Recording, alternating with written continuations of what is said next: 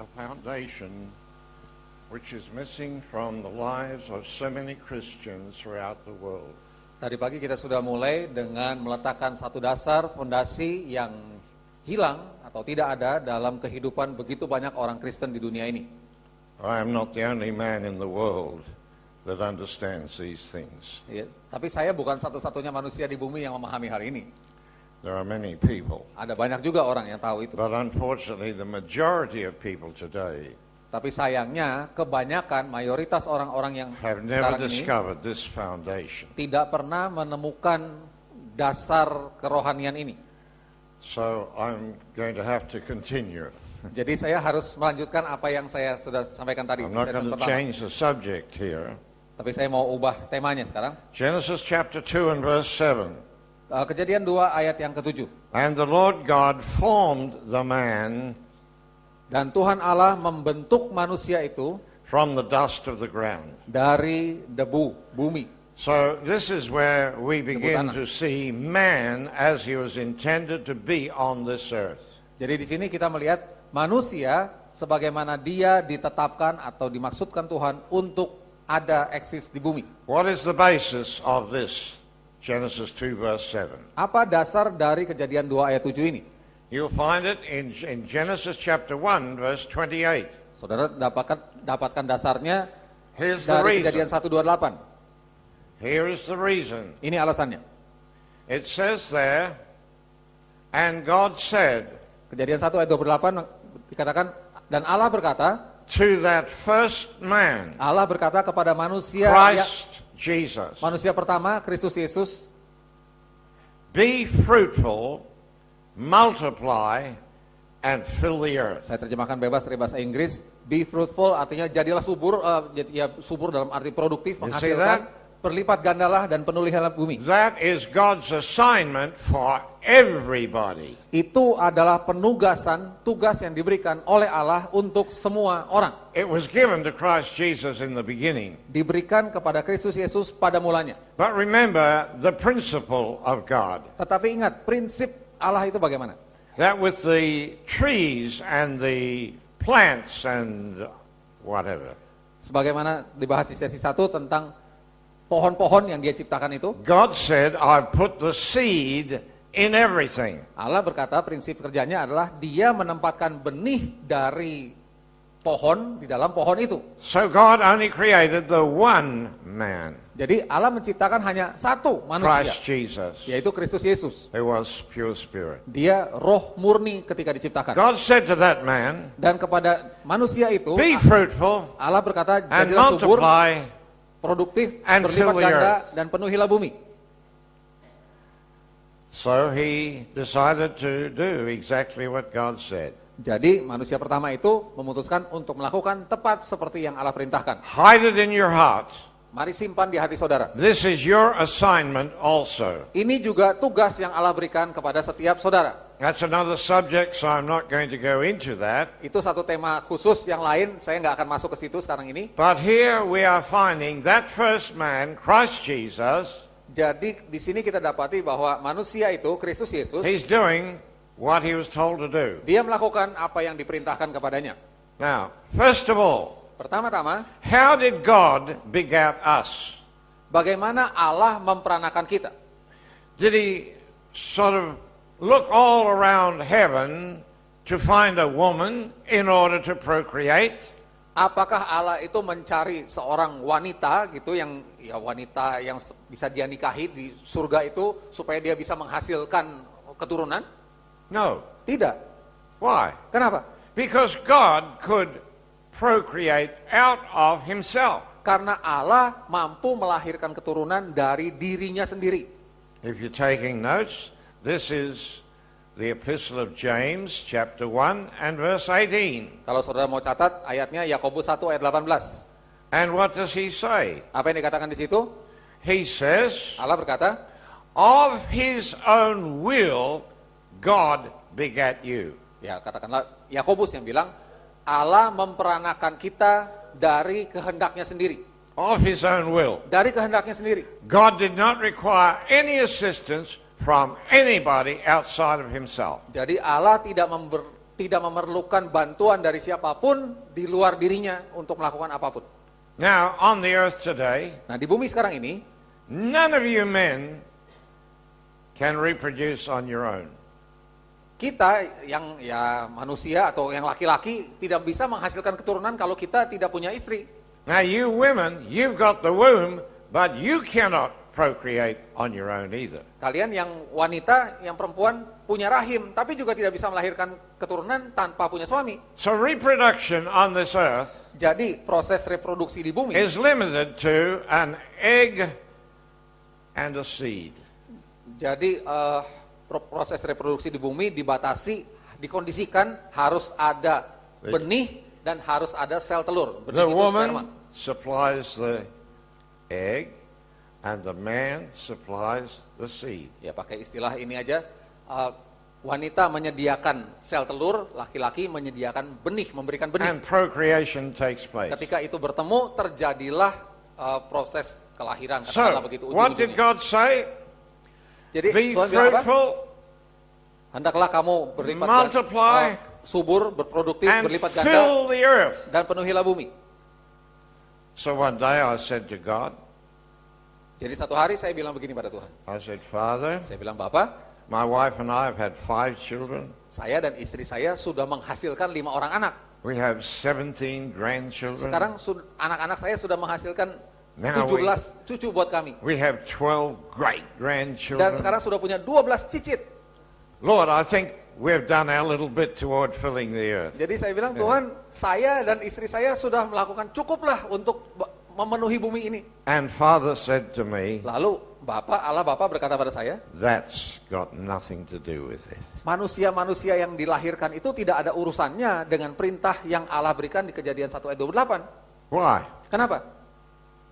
Because in my travels, Karena dalam perjalanan saya I meet a lot melayani, of people. saya ketemu dengan banyak orang. I pray for a lot of people. Saya mendoakan banyak orang. I have people come and ask me to pray for various things. Dan orang datang pada saya minta didoakan untuk berbagai hal. Many parents have come to me. Banyak orang tua telah datang kepada saya. Would you come and pray for our family? Dan mereka bilang, tolong datang dan doakan keluarga kami.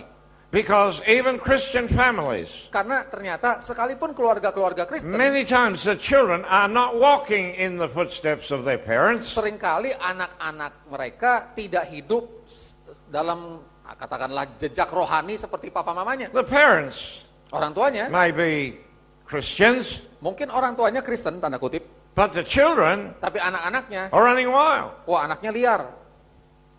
I know of pastors' children Saya kenal anak-anak pendeta, that have gone wild, wah yang liar sekali. involved in drugs and all kinds of things. Terlibat narkoba, terlibat hal yang serba dinamis. Brother, pray for us. Lalu mereka bilang, Tuhan, saudaraku tolong doakan kami. Why is this? Kenapa begitu? He said, be fruitful and multiply and fill the earth. Tuhan berkata, jadilah produktif, berlipat ganda dan penuhi bumi. But in James chapter 1 and verse 18, Tapi kembali ke Yakobus 1 ayat it 18, says that God says, of his own will he begat us. dikatakan bahwa dari kehendaknya sendiri Allah memperanakan kita. But that's not the end of the verse. Tapi belum berakhir di situ ayatnya. He says, so that we, Selanjutnya dikatakan those that God has reproduced, supaya kita, yaitu orang-orang yang Will sudah diperanakan become oleh Allah, akan menjadi the first fruits menjadi buah-buah sulung. Menjadi yang sulung di antara banyak a saudara. worldwide harvest. Menjadi buah sulung dari tuaian yang bersifat berskala dunia. What is the first fruits? Apa yang dimaksud dengan buah sulung? God said to Israel, Satu kali Allah berkata pada Israel, before your harvest is ready to be brought in, sebelum ladang yang kamu tanam itu siap untuk dituai seluruhnya, I want you to go out and have a look. aku ingin kamu pergi ke ladang itu dan perhatikan. You will see there'll be probably just a few stalks standing up where the grain is already mature. Dan di antara semua tanaman itu, katakanlah gandum, ada beberapa gandum yang sudah keluar bulirnya dan sudah matang. Yang lain belum keluar, yang ini udah keluar dan matang. So the harvest is not ready yet. Jadi yang lain belum bisa dituai. It's still being matured. Masih sedang But already, diderasakan, dimatangkan. there is some stalks there Sebelum yang lain matang, ada beberapa gandum yang sudah matang dan berbulir. that are already mature. Sudah siap dituai, sudah God said, pick dewasa. Dan Tuhan bilang, petiklah itu. bring them into the temple Lalu bawa yang gandum yang sudah and dipetik itu wave ke bait them Allah. before the Lord. Dan lambai-lambaikanlah itu di hadapan Tuhan. And this is what it symbolizes. Dan itulah yang dilambangkan dengan Whatever those grains that are mature, whatever they are, Tuhan bilang begini, sekualitas, jadi kualitas dari gandum yang sudah matang yang dilambai-lambaikan itu That's- akan sama dengan kualitas yang lain-lainnya. Yang lain akan ngikutin yang itu kualitasnya. in terms of their maturity of the grain that they were intended to be. Ya, jadi yang lain nanti yang kalau matang berbulir semuanya akan punya kualitas sama seperti yang matang duluan itu, seperti buah sulungnya itu. Whatever they are, Apapun yang lainnya itu. that's what the whole harvest will be. Ya, jadi sebagaimana buah sulungnya, demikianlah seluruh tuaian yang lain akan jadi. Can you hear this? Saudara bisa tangkap ini maknanya? This is God's rule or law, if you like, of first fruits. Nah, inilah hukum Tuhan tentang buah sulung. So what does he say? Jadi apa yang dia katakan? He begat us Dia memperanakan kita so that we might be supaya kita bisa menjadi the first fruits, buah-buah sulung. the already mature Ya, buah-buah sulung artinya yang sudah matang duluan. in the will and purpose of God. Matang duluan dalam kehendak dan rencana Tuhan. And then what do we represent? Lalu setelah kita matang itu kita We represent menampilkan the apa? entire harvest of this world. Maka kematangan kita dalam Kristus itu melambangkan kematangan yang akan dicapai juga oleh semua manusia di bumi. What does the Bible tell me? Alkitab bilang apa? There is coming a day Nanti akan datang harinya when every knee will bow to the Christ, ketika setiap lutut akan bertelut kepada Kristus and every tongue will confess that Jesus Christ is Lord. dan setiap lidah akan mengaku bahwa Yesus Kristus adalah Tuhan. And you are the first fruits. Dan saudara-saudara ini adalah buah sulungnya. How do you feel today Bagaimana perasaan saudara hari ini? about being the first fruits company? Bahwa saudara menjadi kelompok buah sulung buat That dunia. you would be happy Saudara akan bahagia. for the entire harvest of the world to be just like you. Pertanyaannya, kalau saudara cuma segini saja, segini doang, apakah saudara puas nanti seluruh dunia jadinya cuma kayak kita sekarang gini? Oh Lord, give me a little more time. Mungkin kita bilang, Tuhan beri saya sedikit waktu lagi untuk jadi dewasa. Oh God, help me. Tuhan tolong saya. I know you created me in Christ. Saya tahu engkau telah ciptakan saya di dalam Kristus. I know the Christ is in me. Saya tahu Kristus tinggal di dalam saya. But Lord, I want to become mature in you. Tapi Tuhan, saya mau jadi dewasa dalam engkau. Then I will be an example to the harvest. Setelah saya jadi dewasa, itulah saya akan jadi teladan, role model buat seluruh tuaian yang lain. Be fruitful, multiply, and fill the earth. Jadilah produktif, berlipat gandalah, dan penuhilah bumi. So when Adam was on the outside of the garden, Jadi ketika Adam berada di luar Taman Eden, he's got his wife there. dia punya istri di situ, ada istrinya. So he said, okay, well, I think we should do what God said. Ya, waktu Adam ada di Taman Eden dengan Hawa, dia bilang kita harus lakukan apa yang Tuhan katakan. So Eve conceived and she brought forth a child. Jadi Hawa hamil dan melahirkan anak. Ini setelah di luar taman. His name was Cain. Namanya Kain. And then they had another child, Lalu mereka punya anak kedua. and they called that one Abel. Nama yang anak kedua adalah Habel. And what happened? Lalu apa yang terjadi? This first boy Anak yang pertama ini, Kain, that was brought forth out of Adam yang lahir dari Adam, murders his brother. dia membunuh adiknya. Is this what God wanted? Inikah yang Tuhan inginkan? I don't think so. Saya kira tidak. I don't think so. Saya kira tidak begitu. It wasn't God's intention Itu bukan niat Tuhan that supaya we should produce children that are murderers. Tuhan tidak pernah berniat supaya kita melahirkan anak yang nantinya akan jadi pembunuh. God never intended that we should produce children that should be drug addicts. Tuhan juga tidak pernah berniat supaya kita melahirkan anak yang jadi pecandu narkoba. God never intended us to have children that would be homosexual Atau or melahirkan anak yang jadi homoseks atau yang lain-lain. God never intended that we should have children that would not want to love God. Kita juga tidak dimaksudkan untuk melahirkan anak yang tidak mau hidup mengikuti Tuhan dan tidak mau mengasihi Tuhan. So if you think that having children the way you had children was what God was talking about, you're wrong. Jadi kalau saudara beranggapan bahwa memiliki anak seperti kalau yang udah punya anak, In saudara fact, pikir inilah caranya, bukan itu yang Tuhan maksudkan. When God said to that first man, Ketika Allah berkata kepada manusia be pertama itu, fruitful and multiply, jadilah produktif, berlipat gandalah. there was no woman. Waktu itu belum ada perempuan. God never created a woman. Dan tolong diperhatikan, Allah tidak pernah menciptakan perempuan. Now I've got the women looking at me. Wah, sekarang perempuan melotot semua. Okay, don't you worry. Jangan khawatir, jangan khawatir. Yeah, you'll be laughing at the men shortly. Saudara nanti akan ngetawain yang pria-pria juga sebentar But lagi. see, there was no woman. Pada waktu perintah itu diberikan, tidak ada perempuan. So now, Genesis 2:7, Sekarang Kejadian 2 ayat 7, the Lord God said, I'm going to do what Father told me to do. Tuhan Allah berkata, saya akan melakukan apa yang Bapa perintahkan.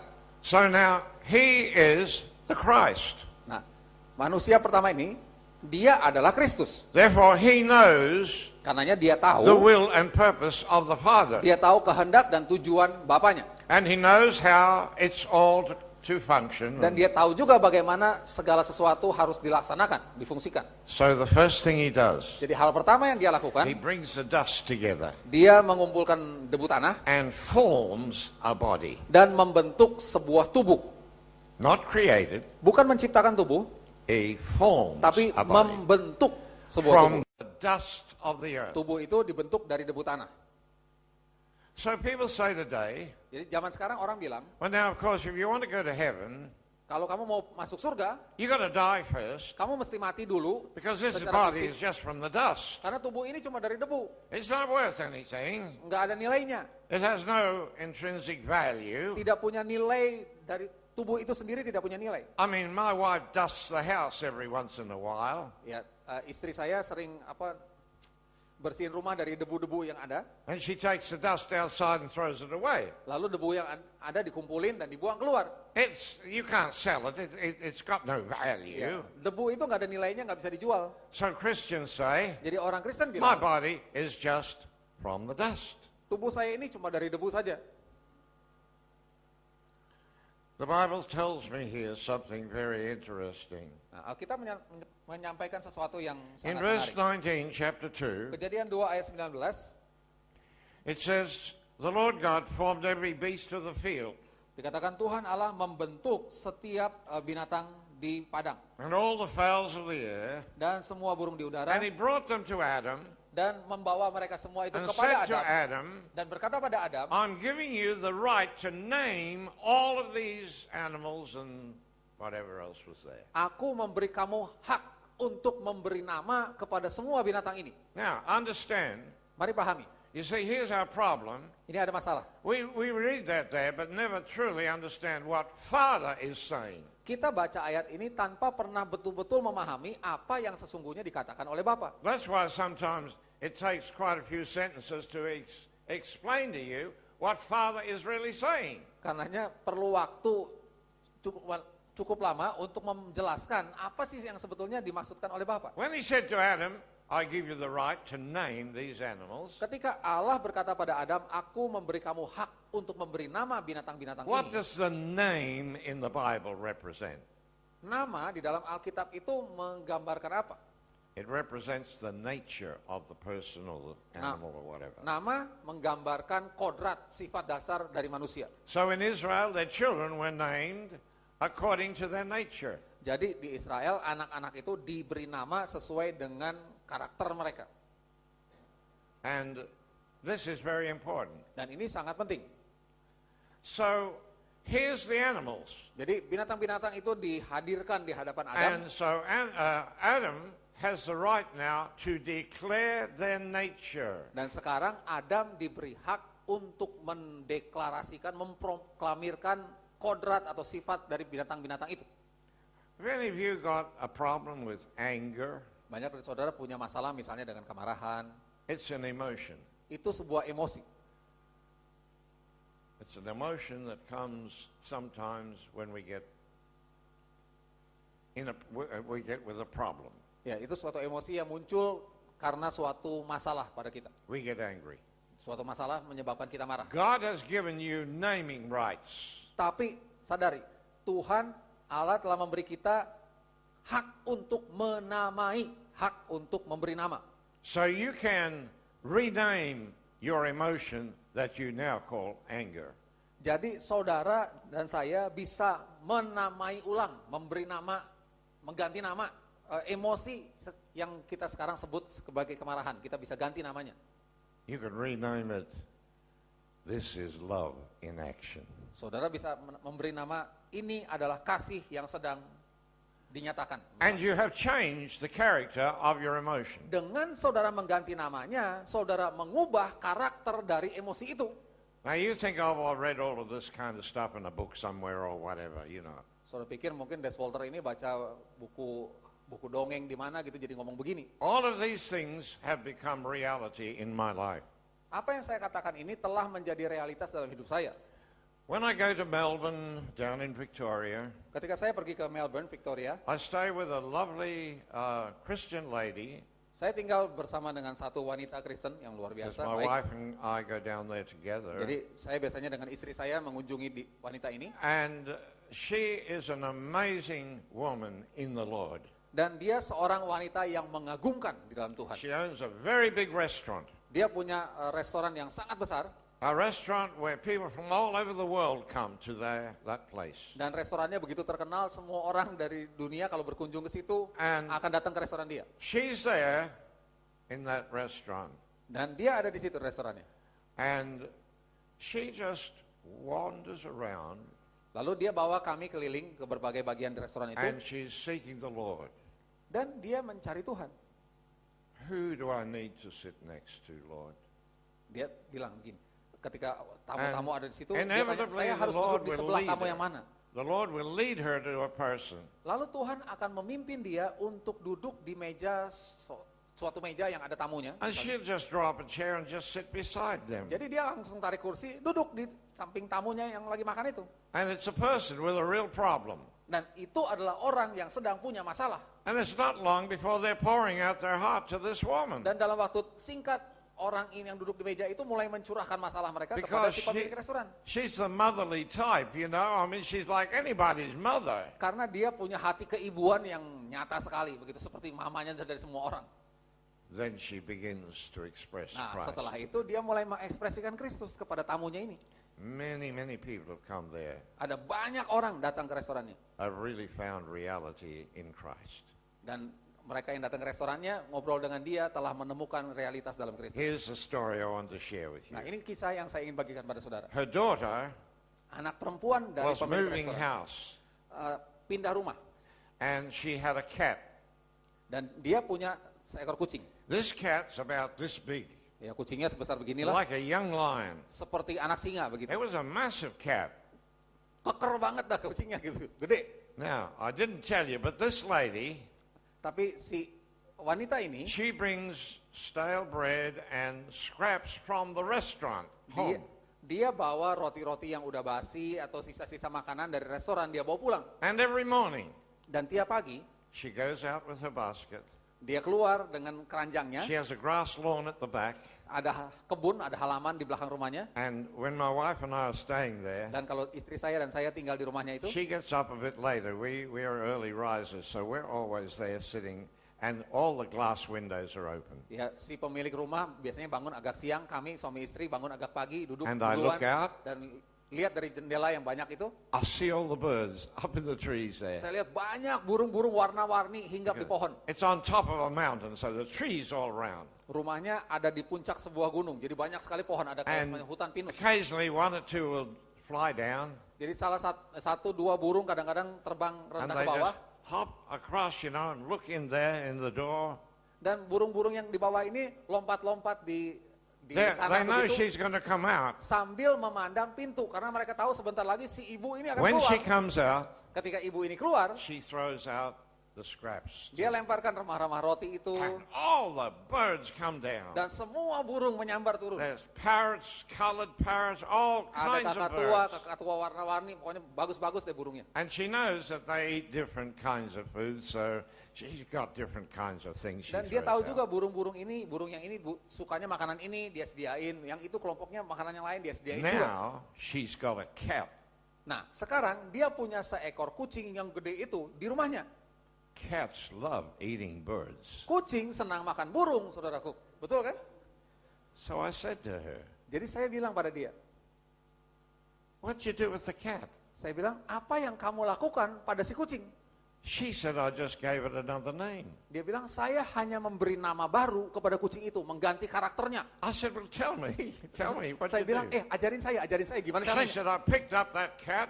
Jadi dia bilang, saya gendong aja, It's saya a angkat kucing big itu. cat, Ini kucing besar, saudaraku. And I looked it right in the Dan saya eyes, pandang mata kucing itu, dia and bilang, I said to it, dan saya bilang pada kucing itu, "You will not touch any of the wildlife in this place. kamu tidak akan makan binatang-binatang liar yang ada di You sini. will not touch any of the birds, Kamu tidak akan makan burung, nor any of the kamu wildlife. tidak akan makan binatang liar yang lain. I am calling you, Aku menamai kamu, I am naming you, aku memanggil kamu, the menyebut kamu. Prince of Peace." Saya sebut kamu Raja Damai.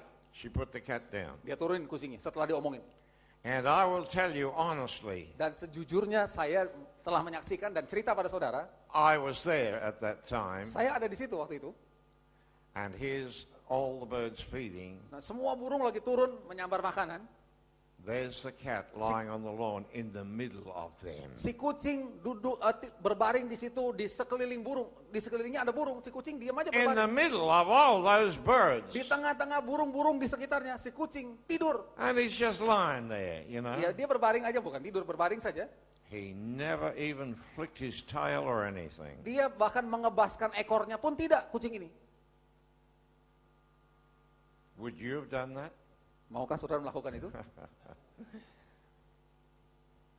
This is real. This is not a made-up story. Ini bukan cerita yang dibuat-buat, saudara. Ini I want to beneran tell you, terjadi. there is a reality that you must yet come into. Saya mau katakan in pada God. saudara, ada suatu realitas yang masih perlu kita masuki. The reason why I am so bold in preaching this, Alasan kenapa saya begitu berani memberitakan hal ini, because I am not teaching you anything that I have not experienced as reality in my life. karena saya tidak akan mengajarkan pada saudara apapun yang belum pernah menjadi realitas dalam hidup saya. I would not be preaching this to you if it did not work for me. Saya tidak akan khotbahkan ini pada saudara kalau tidak pernah berhasil difungsikan So- dalam hidup saya. You can argue with me all you want. Jadi saudara boleh mendebat saya terserah saudara. It works for me. Yang pasti dalam hidup saya Everything ini that berhasil I've told diterapkan. you works for me. Semua yang saya katakan pada saudara telah berhasil diterapkan dalam hidup Maybe saya. not as perfectly as I would like yet, Mungkin belum sesempurna yang saya inginkan, but it works for me. tapi sudah bisa diterapkan. And I'm reaching out to the Lord Dan saya masih terus menjangkau pada Tuhan that He will continue to lead me on supaya in this Dia experience. terus memimpin saya, melanjutkan saya dalam perjalanan rohani ini. So, He brought the dust together and formed the body. Kembali ke Kejadian 2 ayat 7, Tuhan Allah itu mengumpulkan debu tanah dan membentuk sebuah tubuh. Why did the Lord God form a body for the man? Kenapa Tuhan Allah membentuk sebuah tubuh bagi manusia itu? Because He was Christ. Karena Dia adalah Kristus. Therefore, He knew of God's program on the earth. Karena Dia Kristus, Dia tahu seluruh program Allah atas dunia ini. And He knew that God required a body. Dan Dia tahu bahwa Allah membutuhkan sebuah tubuh. So He formed the body for this man. Jadi Dia bentuk tubuh itu untuk manusia ini. Now, that body was just a body. Nah, tubuh itu ya hanya sebuah tubuh saja. Didn't have any life in it. Tidak mengandung kehidupan sama sekali. Couldn't move, couldn't stand up, Tidak bisa nothing. bergerak, tidak bisa duduk, So what berdiri. does He do? Jadi apa yang Dia lakukan? Because just a body that's got no life is no use to God. Karena tubuh yang tidak mengandung kehidupan tidak ada gunanya buat Allah. So, what does he do? Jadi apa yang dia lakukan? Does he give it a blood transfusion? Apa ditransfusi darah? No. Tidak. What does he do? Apa yang dia lakukan? He breathes into the nostrils of that form the breath of life. Dia menghembuskan nafas kehidupan ke dalam lubang hidung dari tubuh itu. That was the life of God. Dan yang dihembuskan itu adalah hidupnya Allah. Because that was the life God put in that first man. Karena hidup yang sama itu telah terlebih dulu ditaruhkan oleh Allah dalam That manusia is pertama. eternal life. Dan hidup itu adalah hidup yang kekal. I said that is eternal life. Saya katakan itu adalah hidup kekal. I hear Christians, I've got eternal life. Saya sering dengar orang Kristen bilang, I'm going to live forever. orang Kristen bilang, saya punya hidup kekal, saya akan hidup selamanya. Oh, so you're not going to die. Saya bilang, oh kalau gitu kamu nggak akan mati. Oh, yes, you've got to die first. Dia bilang, oh enggak, harus mati dulu dong. You what?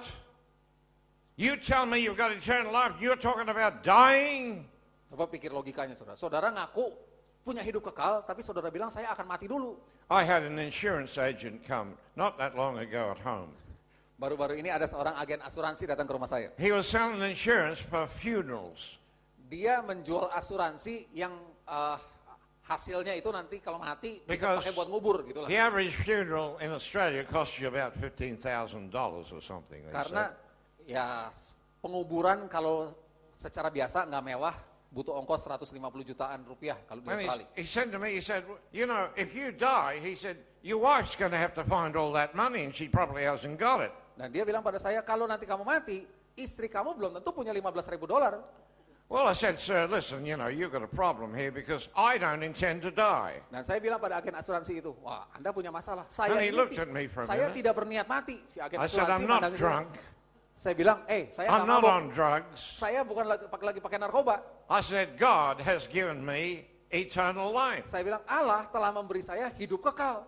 Because he said, Karena Allah berkata, he that hears my word Allah berkata, barang siapa mendengar and firman-Ku believes on the one that sent me dan Yesus Kristus berkata, barang siapa mendengar perkataanku dan percaya has akan Dia yang telah mengutus aku, eternal life. orang yang mendengar itu Not memiliki hidup will kekal. get eternal life after you die, Bukan akan dapat hidup kekal setelah but you mati, have now eternal life. tetapi barang siapa yang dengar, maka sekarang And you juga punya shall hidup kekal not perish, dan tidak akan binasa, but you are passed from death unto life. tapi akan beralih dari kematian kepada kehidupan. Come on, beloved, listen. Ayo saudara dengar ini. Is this what the Bible says? Bukankah Alkitab berkata itu? You believe what the Bible says? Saudara percaya apa yang Alkitab katakan? Is this not what God is saying to you? Bukankah ini yang Allah katakan And pada you saudara? tell me you've got eternal life because you gave your heart to Jesus, Dan saudara katakan saya punya hidup kekal karena sudah terima Yesus, and yet you're waiting to die. namun saudara masih mikir mati. That doesn't make any sense. Itu kan jadi nggak logis. No wonder the world doesn't take much notice of us. Tidak heran kalau dunia ini tidak menganggap kita orang-orang Kristen. You see? These things are very important for us. Nah, perkara-perkara ini sangat penting buat kita. You might not like the fact that I'm saying some of these things, Mungkin saudara tidak suka saya menyebut hal-hal ini, gitu.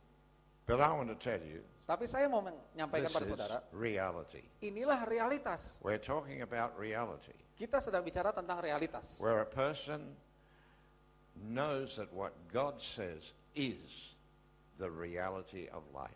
Kita adalah orang-orang yang tahu bahwa apa yang Allah katakan adalah realitas hidup kita. Eternal life is the life of God. Hidup kekal adalah hidupnya Allah. Why did Jesus Christ die on the cross? Lalu kenapa Yesus Kristus mati di kayu salib? Well, if you've been taught and trained as I was when I was back in the church, Kalau saudara pernah diajari he seperti saya, died for the sins of the world. kita diajari dalam kekristenan, Yesus Kristus mati untuk menebus dosa manusia, menebus dosa-dosa, So he could forgive us. supaya kita bisa diampuni. I don't think so. Saya kira tidak, bukan itu. I haven't got time to go into all of the details here, but let me tell you, Saya tidak punya waktu untuk membahasnya secara rinci. Jesus Christ died on the cross Tapi Yesus Kristus mati di kayu salib as you sebagai saudara to do one thing. untuk melakukan satu hal. It's not, the sin question is not the issue. Dosa bukan hal yang jadi masalah utama atau topik utama dalam Because kematian di kayu salib when itu. Christ came, the law finished. Karena ketika Kristus datang, hukum Taurat berakhir. No more law once Christ came. Jadi setelah Kristus datang, tidak ada lagi penegakan atau penerapan hukum. And if there's no law, the Apostle Paul said, there is no sin. Dan kalau tidak ada lagi hukum, aturan hukum, tidak pernah bisa ada dosa. Dosa kan melanggar hukum. You understand this? Sudah ngerti? Kalau hukumnya ditiadakan, dosa tidak bisa ada. Listen, in Australia, Di Australia, you have to drive on the left-hand side of the road. saudara harus nyetir di sebelah kiri jalan, seperti di sini. That's the right side. Di Australia, nyetir di bagian kiri jalan itu adalah sisi yang benar untuk On the mengendarai left kendaraan. side, you see. Harus di kiri. That's a law. Itu aturan, hukum di Australia. And the law says, Dan hukum itu mengatakan, if you drive on the right-hand side of the kalau road, kamu berani nyetir di sebelah kanan jalan, if you live long enough, kalaupun nggak mati, ditabrak, you're going to have a heavy fine to pay. kamu harus bayar denda besar You see? akibat pelanggaran itu. Why? Kenapa? Because that's the law. Karena hukumnya harus nyetir di bagian kiri. If there was no law, Sekarang bayangkan, kalau tidak pernah ada aturan hukum harus nyetir di kiri, I could drive down the right-hand side, I could drive down the left-hand, I could drive down the middle, I could drive anywhere, and the police could not touch me. maka saya bisa jalan di kiri, bisa jalan di kanan jalan, bisa nyetir di tengah-tengah jalan, polisi nggak bisa salahkan saya karena saya tidak melanggar hukum. Emang hukumnya Are nggak you ada. hearing me? Sudah ngerti? The church has put everybody under the law. Yang menjadi masalah, yang namanya gereja sekarang ini menempatkan umatnya di bawah aturan. And I'm not mad with anybody. Saya tidak marah pada siapapun. I'm not here to try and destroy the church. Saya juga datang sini bukan untuk I'm menghancurkan just gereja, telling bukan. you, Tapi saya mau katakan, it hurts me kondisi yang sekarang when ini I realize that melukai hati saya. people are still under the law. Karena saya menyadari sekarang pun ternyata manusia atau orang Kristen masih ditempatkan di bawah aturan hukum. First of all, Pertama-tama, no Gentile was ever under the law. nah nanti mesti baca bukunya. Dikatakan tidak pernah ada orang non-Yahudi yang ditempatkan di bawah aturan hukum Taurat. Hukum Taurat itu bukan buat orang non-Yahudi. The law was given in Mount Sinai. Perhatikan, hukum Taurat atau hukum itu diberikan di Gunung Sinai. There was no Gentile there. Waktu yang hadir di situ tidak satupun orang non-Yahudi. That was Semua Israel. Yahudi. Itulah Israel. And Israel said, Dan Israel berkata, all that the Lord has said, we will do. semua yang dikatakan oleh Allah akan kami lakukan. So they were under the law. Jadi orang Israel berada di bawah If you hukum. committed adultery in Israel, Kalau saudara melakukan perzinahan di Israel zaman dulu itu, they'd take you out in the paddock and stone you to death. maka mereka akan seret saudara ke lapangan, dilemparin That was batu the law. sampai mati. And so today, Itu hukumnya. if you sin Jadi sekarang kalau and saudara you don't berdosa ask God to forgive you, dan saudara tidak minta Tuhan mengampuni saudara, you're in big trouble. dikatakan saudara punya masalah besar. Because God won't love you anymore, Karena Tuhan jadi tidak sayang lagi sama saudara, and He'll probably send you to a place where you'll be looking for an air conditioner. dan dia akan kirim saudara digoreng, dan di tempat penggorengan itu saudara akan kepanasan, pengen dapat AC. Christ is the end of the law. Yes. Ya, kalau saudara baca Roma 4 ayat 10 dikatakan Kristus adalah akhir dari hukum Taurat. Bahasa Indonesia Therefore, menggunakan there is penggenapan. no more sin. Jadi begitu ada Kristus, tidak ada lagi hukum, berarti tidak ada lagi dosa. Now, let me just add to this one thing. Saya mau tambahkan pada hal ini. For Israel, Bagi Israel, sin dosa, was the transgression of the law. saya ulang. Bagi Israel, hanya bagi Israel, dosa adalah pelanggaran terhadap hukum. Sin is breaking the law. Bagi mereka, dosa adalah melanggar hukum. If we're not under the law, we could not break the law. Tapi kalau Kalau kita tidak pernah ditempatkan di bawah hukum, kita tidak bisa melanggar hukum. Betul? Because in Romans chapter 3, Dalam Roma pasal 3, verse 19 ayat or 19 20, dan 20, he says, all have sinned. dia dikatakan bahwa semua orang telah berbuat dosa. Everybody, Jew and Gentile. Semua orang, Yahudi dan non-Yahudi telah berbuat dosa. But what did they do in order to sin? Tapi apa yang mereka lakukan ketika dikatakan mereka berdosa? Did they break the law? Apakah mereka melanggar suatu hukum? Nothing to do with the law whatsoever. Bagi yang non-Yahudi, pelanggaran itu tidak ada, dosa itu tidak ada kaitannya What does dengan it hukum. say? Apa yang dikatakan? All have sinned Semua orang telah berbuat dosa and you came short of the glory of God. dan menjadi kekurangan atau kehilangan kemuliaan Allah. The word sin Kata dosa in the Greek language dalam bahasa Yunani has nothing to do with judgment, tidak ada kaitannya dengan penghakiman punishment, atau penghukuman or hell or anything atau else. neraka atau apapun. The word there is actually a sporting term. Jadi kata Yunani yang diterjemahkan And sebagai it dosa applies to the games in Greece, the Olympic Games they had there. adalah istilah olahraga yang diterapkan dalam suatu olimpiade di sana. If a man shot the arrows at the target Jadi kalau seorang pemanah melepaskan anak panah kepada targetnya, kepada sasaran, and he missed the bullseye, dan dia meleset dari sasaran yang di tengah itu, the crowd would call out, maka orang yang nonton akan Hamartia, Hamartia, Hamartia. orang yang nonton akan bilang You sinned, you sinned, you sinned. harmatia. Harmatia itu diterjemahkan jadi dosa. Jadi semua orang akan bilang kamu berdosa, berdosa. Artinya So what did meleset. they do to that man?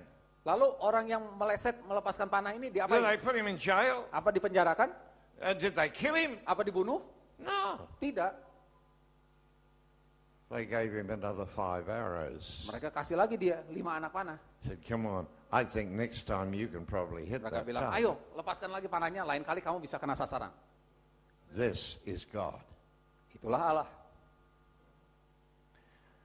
The mark, let me just finish this. Ya, saya It's tuntaskan. like God has put a mark on the wall. Jadi sepertinya sekarang Allah itu menempatkan satu tolok ukur, satu patokan di tembok. Because the actual meaning of harmatia is to miss the mark. Jadi pengertian asli dari harmatia yang diterjemahkan dosa Nothing to do with the law. adalah meleset dari sasaran. Ada sasaran, This is ada target, missing the meleset. mark. Nah, meleset dari sasaran. What is the mark? Sasarannya atau The targetnya apa? mark is the standard of the character of Jesus Christ. Sasarannya adalah karakter Kristus. Itulah yang jadi standar, karakter Kristus.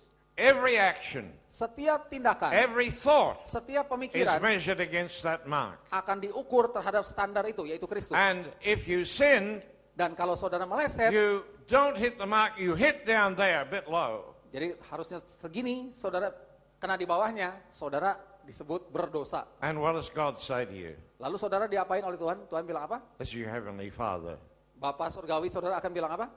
He said, I'll tell you what I'm going to do. Dia bilang, aku akan beritahu begini. I'm going to bless you. Aku akan memberkati kamu, I'm going to encourage you. aku akan membangun, I'm gonna memotivasi help kamu, you. aku akan menolong I'm kamu, going to do everything I can. aku akan lakukan apa saja yang aku bisa, And next time, I think you might hit that mark. dan lain kali pikiran kamu, perbuatan kamu bisa And if sesuai you dengan standar don't hit Kristus. it the second time, Kalau gagal lagi, God said, I'm going to bless you some more. Tuhan berkata, aku akan berkati kamu I'm lebih going to lagi, help you. tolong kamu I'm lebih going to lagi, encourage you memberi dorongan lebih lagi, until you hit that mark. sampai kita mencapai standar itu. That's Christ expressing himself through you. Ketika itulah Kristus terekspresi dalam hidup saudara. I don't know why the religious world will not teach you that. Saya tidak tahu kenapa dunia agama, ya dunia kekristenan tidak mengajarkan ini kepada umatnya. I am not a theologian. Saya bukan ahli teologi.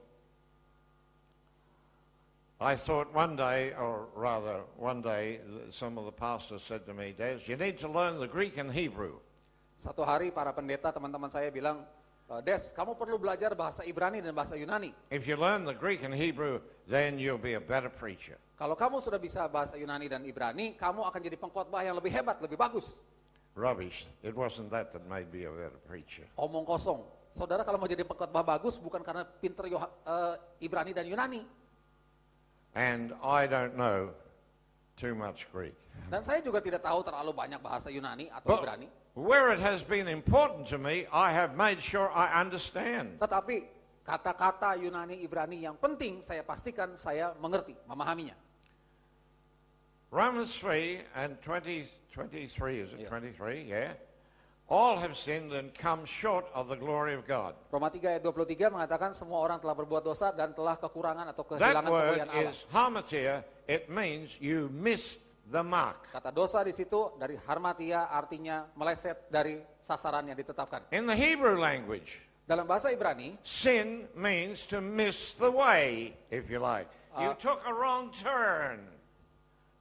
dosa itu dalam bahasa Ibrani artinya kita mengambil jalan yang keliru. Mestinya belok kanan, kita belok kiri, gitulah kira-kira. But nothing about law. Tapi sama sekali tidak ada urusannya dengan suatu hukum.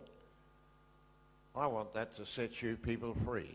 Dan saya kira kalau saudara memahami ini, saudara akan merasa terbebas dari rasa bersalah. Because that is the truth. Karena inilah kebenaran. It set me free, I know. Dan hal ini telah memerdekakan hidup saya. I was forever asking God to forgive me for this, forgive me for that.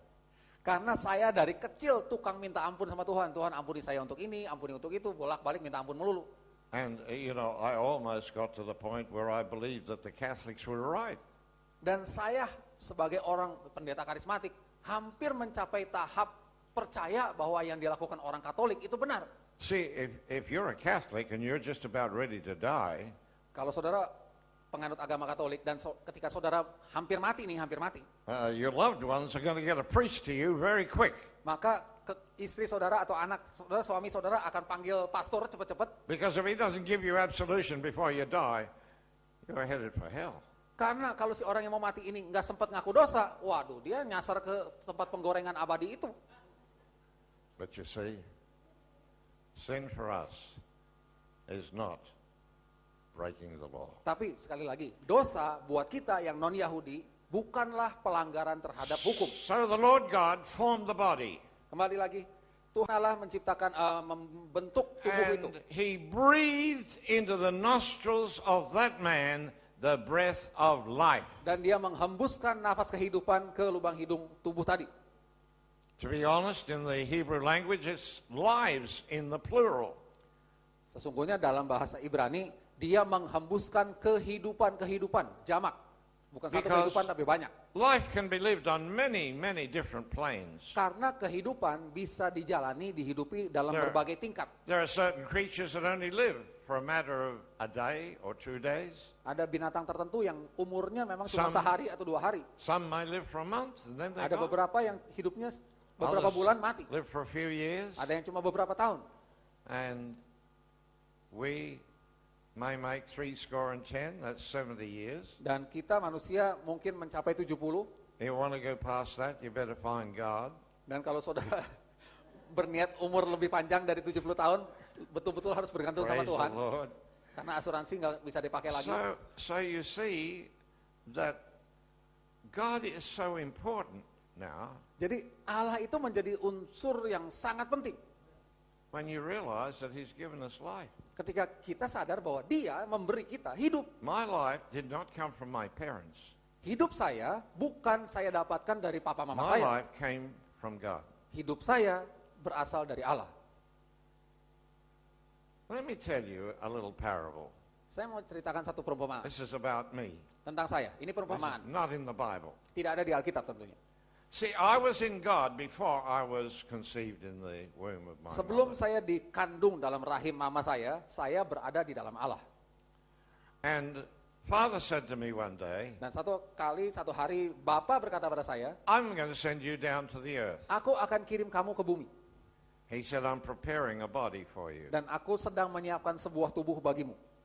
This is John 14, Itu Yohanes 14. because Jesus Christ said the same thing. Karena Yesus Kristus juga mengatakan hal yang sama. He said, I'm preparing a body for you. Aku menyiapkan sebuah tubuh bagimu. Which body is He preparing for us? Tubuh yang mana yang dia siapkan untuk kita? That body you've got now. Ya tubuh yang kita pakai sekarang ini. That's the body He's prepared. Itulah for you. tubuh yang waktu kita belum lahir It was dipersiapkan conceived oleh in Allah. your mother's womb. Dan tubuh itu dikandung dalam rahim ibu kita. But that body is not you. Tapi tubuh saudara Your bukan body saudara. was born. Tubuh saudara cuma dilahirkan. Isaiah chapter 9 Yesaya 9 and verse 6. ayat 6, ayat 5 bahasa Indonesia. You see, there is so much in the scripture about all of these things. Ada banyak sekali ayat-ayat tentang perkara-perkara ini. So what does the prophet say? Jadi apa yang dikatakan oleh Yesaya? He says, for unto us, Yesaya 9 ayat 5 bahasa Indonesia. that's us, Saya terjemahkan dari bahasa Inggris supaya urutannya gampang ya. that's us. You hear Karena this? bagi kita, karena He's untuk not kita. talking about somebody else. This is us now. Ingat, ini kita, bukan orang-orang lain. Kita. Unto us a child is born. Untuk kita seorang anak telah lahir. You are the child born. Dan saudaralah anak yang lahir itu. Unto us Untuk a kita, son is given. seorang putra telah diberikan, bukan dilahirkan. Why is the child born but the son is given? Kenapa anak diberikan, anak dilahirkan, sedangkan putra diberikan? Because you are both the child born and you are the son given. Karena saudara adalah anak yang dilahirkan, sekaligus adalah putra yang diberikan itu. So I'm in the Father, Jadi ketika itu saya ada dalam Bapa, and at a certain point, pada tahap tertentu, he said, Bapa berkata, I'm ready to send you down. sekarang aku siap untuk mengutus kamu ke bumi. And this woman in North Queensland, Lalu ada seorang wanita di Queensland Utara, already pregnant, dia sudah hamil, and she was, I don't know how far through the pregnancy, dan saya tidak tahu bagaimana proses kehamilannya, but God dropped a spirit into that little fetus. tetapi Allah menaruhkan roh ke dalam janin kecil yang ada dalam kandungan And wanita that tadi. little fetus began to live. Dan janin itu mulai hidup. And then I was born. Lalu lahirlah Des Walter. No, I was not born. My body was born. Ya, jadi tubuhnya Des Walter lahir. That's the child. Itulah anak yang dilahirkan. But me, Tapi saya yang I sesungguhnya, am spirit. saya adalah roh. You are spirit. Saudara juga roh. No spirit can be born on this earth. Roh tidak bisa dilahirkan, saudaraku. Your spirit was created, Genesis 1:26. Roh saudara dan saya diciptakan di Kejadian 1 ayat 26 itu. You see how you have to go back to the beginning in order to get the story straight. Sekarang saudara mengerti kenapa kita harus kembali ke awal mulanya Most- untuk tahu ceritanya dengan benar. Most Christians Kebanyakan orang Kristen, only consider their life from their birth to their death. kebanyakan orang Kristen hanya memikir hidup mereka berasal dari kelahiran sampai kematian. And then after that, that's Disney World in the sky. Setelah itu mereka masuk Disney World di luar angkasa sana, They call it heaven. yang mereka sebut surga. God never said we could go to heaven. Allah tidak pernah berkata bahwa kita bisa pergi ke surga. Because heaven is not a geographic location at all. Karena surga itu tidak ada lokasi geografisnya, tidak bisa dituju. Did you hear that? Saudara, perhatikan You ini. can't go to heaven. Jadi saudara nggak bisa bilang, oh surga ada di sana, saya mau pergi ke arah sana, bukan ke situ. Misalnya. Nggak Why bisa. not? Kenapa? Because heaven doesn't have a geographic location that it's in that street, it's on the corner of this and that and something else. Ya, karena surga itu tidak ada alamatnya. Nggak bisa dibilang lewat Mars, belok kiri, ketemu Jupiter, belok kanan. Nggak bisa bilang The begitu. Apostle Paul said, Rasul Paulus bilang, we have been raised up kita telah dibangkitkan, dibesarkan, and made to sit together dan dibuat duduk in bersama-sama heavenly places di surga, di alam surgawi, now. sekarang ini. If you're not living in heaven now, Jadi kalau sekarang ini saudara tidak sedang hidup di alam surgawi, you can forget about it after you die. ya boro-boro setelah mati nanti. Sekarang aja nggak bisa, apalagi nanti. Come on. You go through your scriptures and see if this is not true. Coba saudara baca lagi Alkitab. In Saudara periksa Revelation betul atau chapter tidak apa yang 3 dikatakan. Dalam Wahyu pasal 3 and verse 21, ayat 21, Jesus Christ says, Yesus Kristus berkata, to him that overcomes bagi orang-orang yang menang, in this life, menang dalam kehidupan di bumi Now. ini, sekarang ini, if you will overcome, kalau saudara menang di he bumi says, ini, then maka I will let you sit in my throne. aku akan mengizinkan kamu duduk di tahtaku. That's in the heavenly realm. Itu artinya tahta itu ada di alam surgawi. And that's now. Dan itu bisa dinikmati sekarang.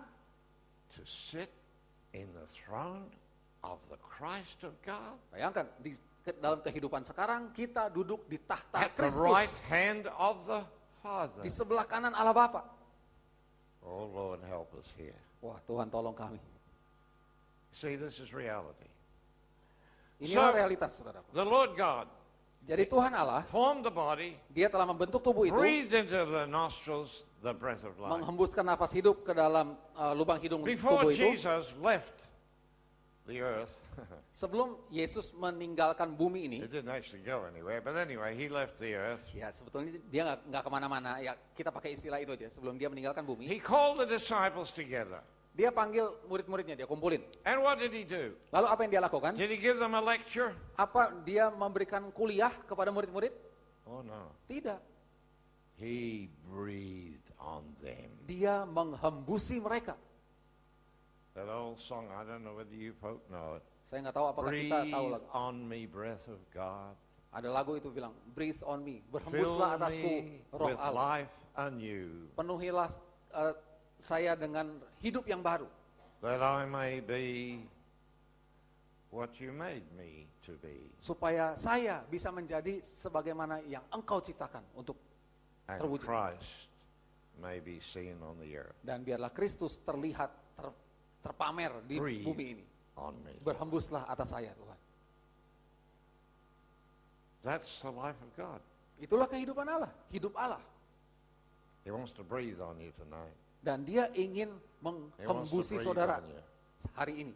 Every time you take a breath, Setiap kali saudara tarik napas, you are breathing in God. saudara sedang menghirup Allah ke dalam saudara. There are three words Ada 3 kata in the English language: dalam bahasa Inggris, wind, angin, breath, nafas, and spirit. dan roh. They're one word in the Greek. Tapi kata Ibraninya satu untuk 3 kata itu. Pneuma, P-N-E-U-M-A. Just one word. Kata Yunaninya satu. In the Pneuma. Hebrew language, Dalam bahasa Ibrani, the word ruach kata Ibraninya adalah ruach. means the Artinya- wind, Artinya angin the breath, bisa berarti and nafas the spirit. dan juga roh. Exactly the same. Sama. So you see, God wants to breathe on you. Jadi Allah ingin berhembus atas saudara. And when you begin to take that breath, Dan ketika saudara mulai menghirup nafas which is the breath of God, hidup Allah itu, atau something nafas Allah comes itu, alive in you. sesuatu menjadi hidup You di begin dalam to saudara. see things you could not see before. Saudara akan mampu memahami, melihat You hal-hal begin yang to belum pernah hear saudara tahu. things that you never heard Mulai before. bisa mendengar hal-hal yang sebelumnya nggak bisa didengar. That's the breath of God. Itulah nafas Allah. So God put this man now. Jadi sekarang Who is he? Allah menempatkan manusia itu. Well, Siapa the dia? first man was Christ. Manusia pertama, Kejadian 1 ayat 26 adalah Kristus. And he breathed into the nostrils of this man the same life that he received from God. Lalu manusia di Kejadian 1 itu, Kristus menghembuskan nafas kehidupan kepada manusia yang sekarang dari So this man is Christ also. debu tanah itu, nafas kehidupan yang sama. Jadi You dia say, pun is that Kristus. two Christs? Lalu apakah ada 2 Kristus? No. Tidak. Because the Christ in that first man Karena Kristus yang ada di manusia is the same pertama, Christ in this man. sama juga adalah Kristus yang sama juga This seperti is di manusia dari debu. This is the first earth man. Dan manusia dari debu tanah, dia adalah manusia debu yang pertama. Is now equipped to actually live on this earth. Sekarang dia telah dilengkapi untuk hidup di bumi. And so Maka he's put into a garden. dia ditempatkan di sebuah taman. This garden contained absolutely everything that he needed. Nah, taman ini mengandung segala sesuatu, semua yang diperlukan si manusia ini. And it was a wonderful place. Dan sebuah tempat yang sangat indah. Because it was in that garden Karena di taman itu, that Adam developed his relationship with God. Perhatikan, di taman itulah Adam mengembangkan hubungannya, relasinya dengan Allah. Every day Setiap hari, he heard the voice. setiap hari dia mendengar suara Allah.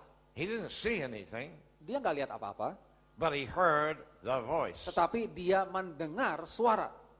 Have you ever heard the voice of God? Sudahkah saudara dengar suara Allah? Because this is so important. Karena ini sangat penting. Listen, if you've never heard the voice of God, Kalau saudara belum pernah dengar suara Allah, you cannot become obedient to God. maka saudara tidak bisa taat kepada Allah.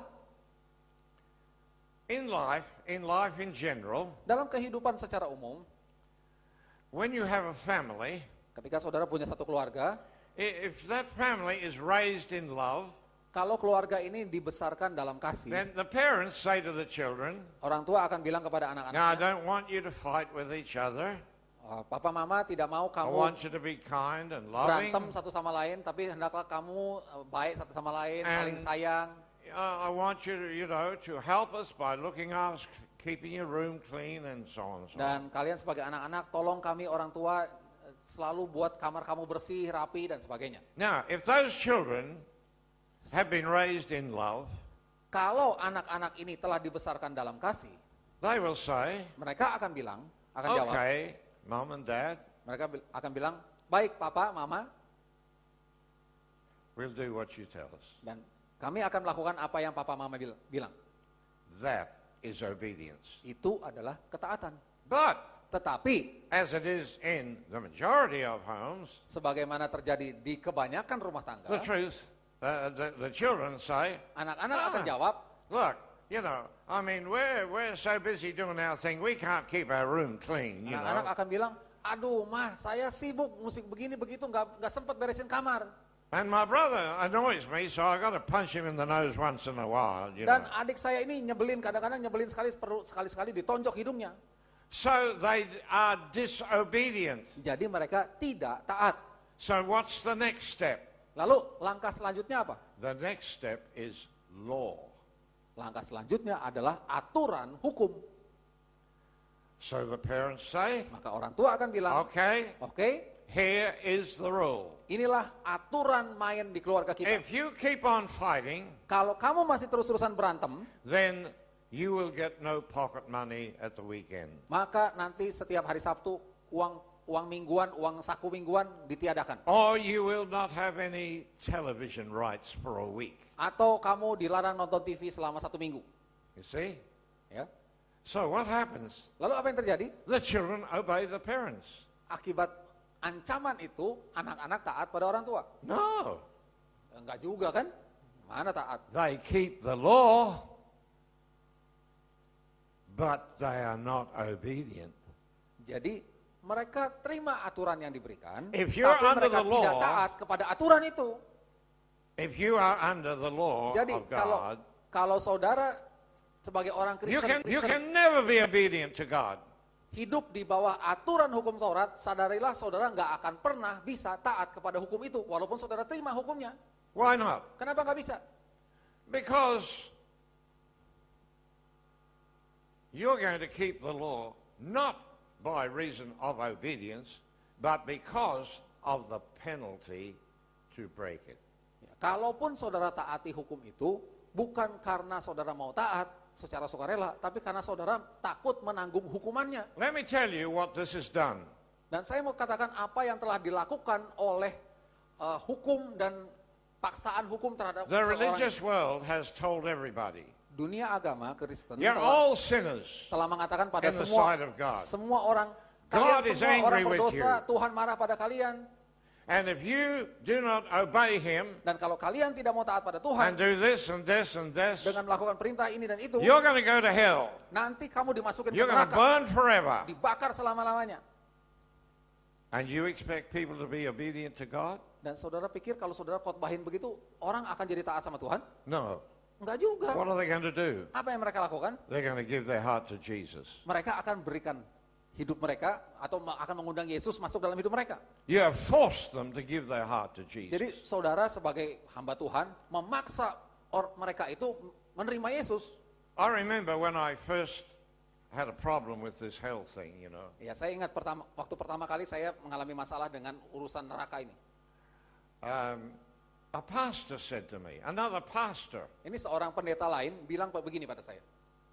he said to me, brother, if you took hell away from, separated it from our doctrines, he said, how are we going to get people saved? Oke, maksudnya begini.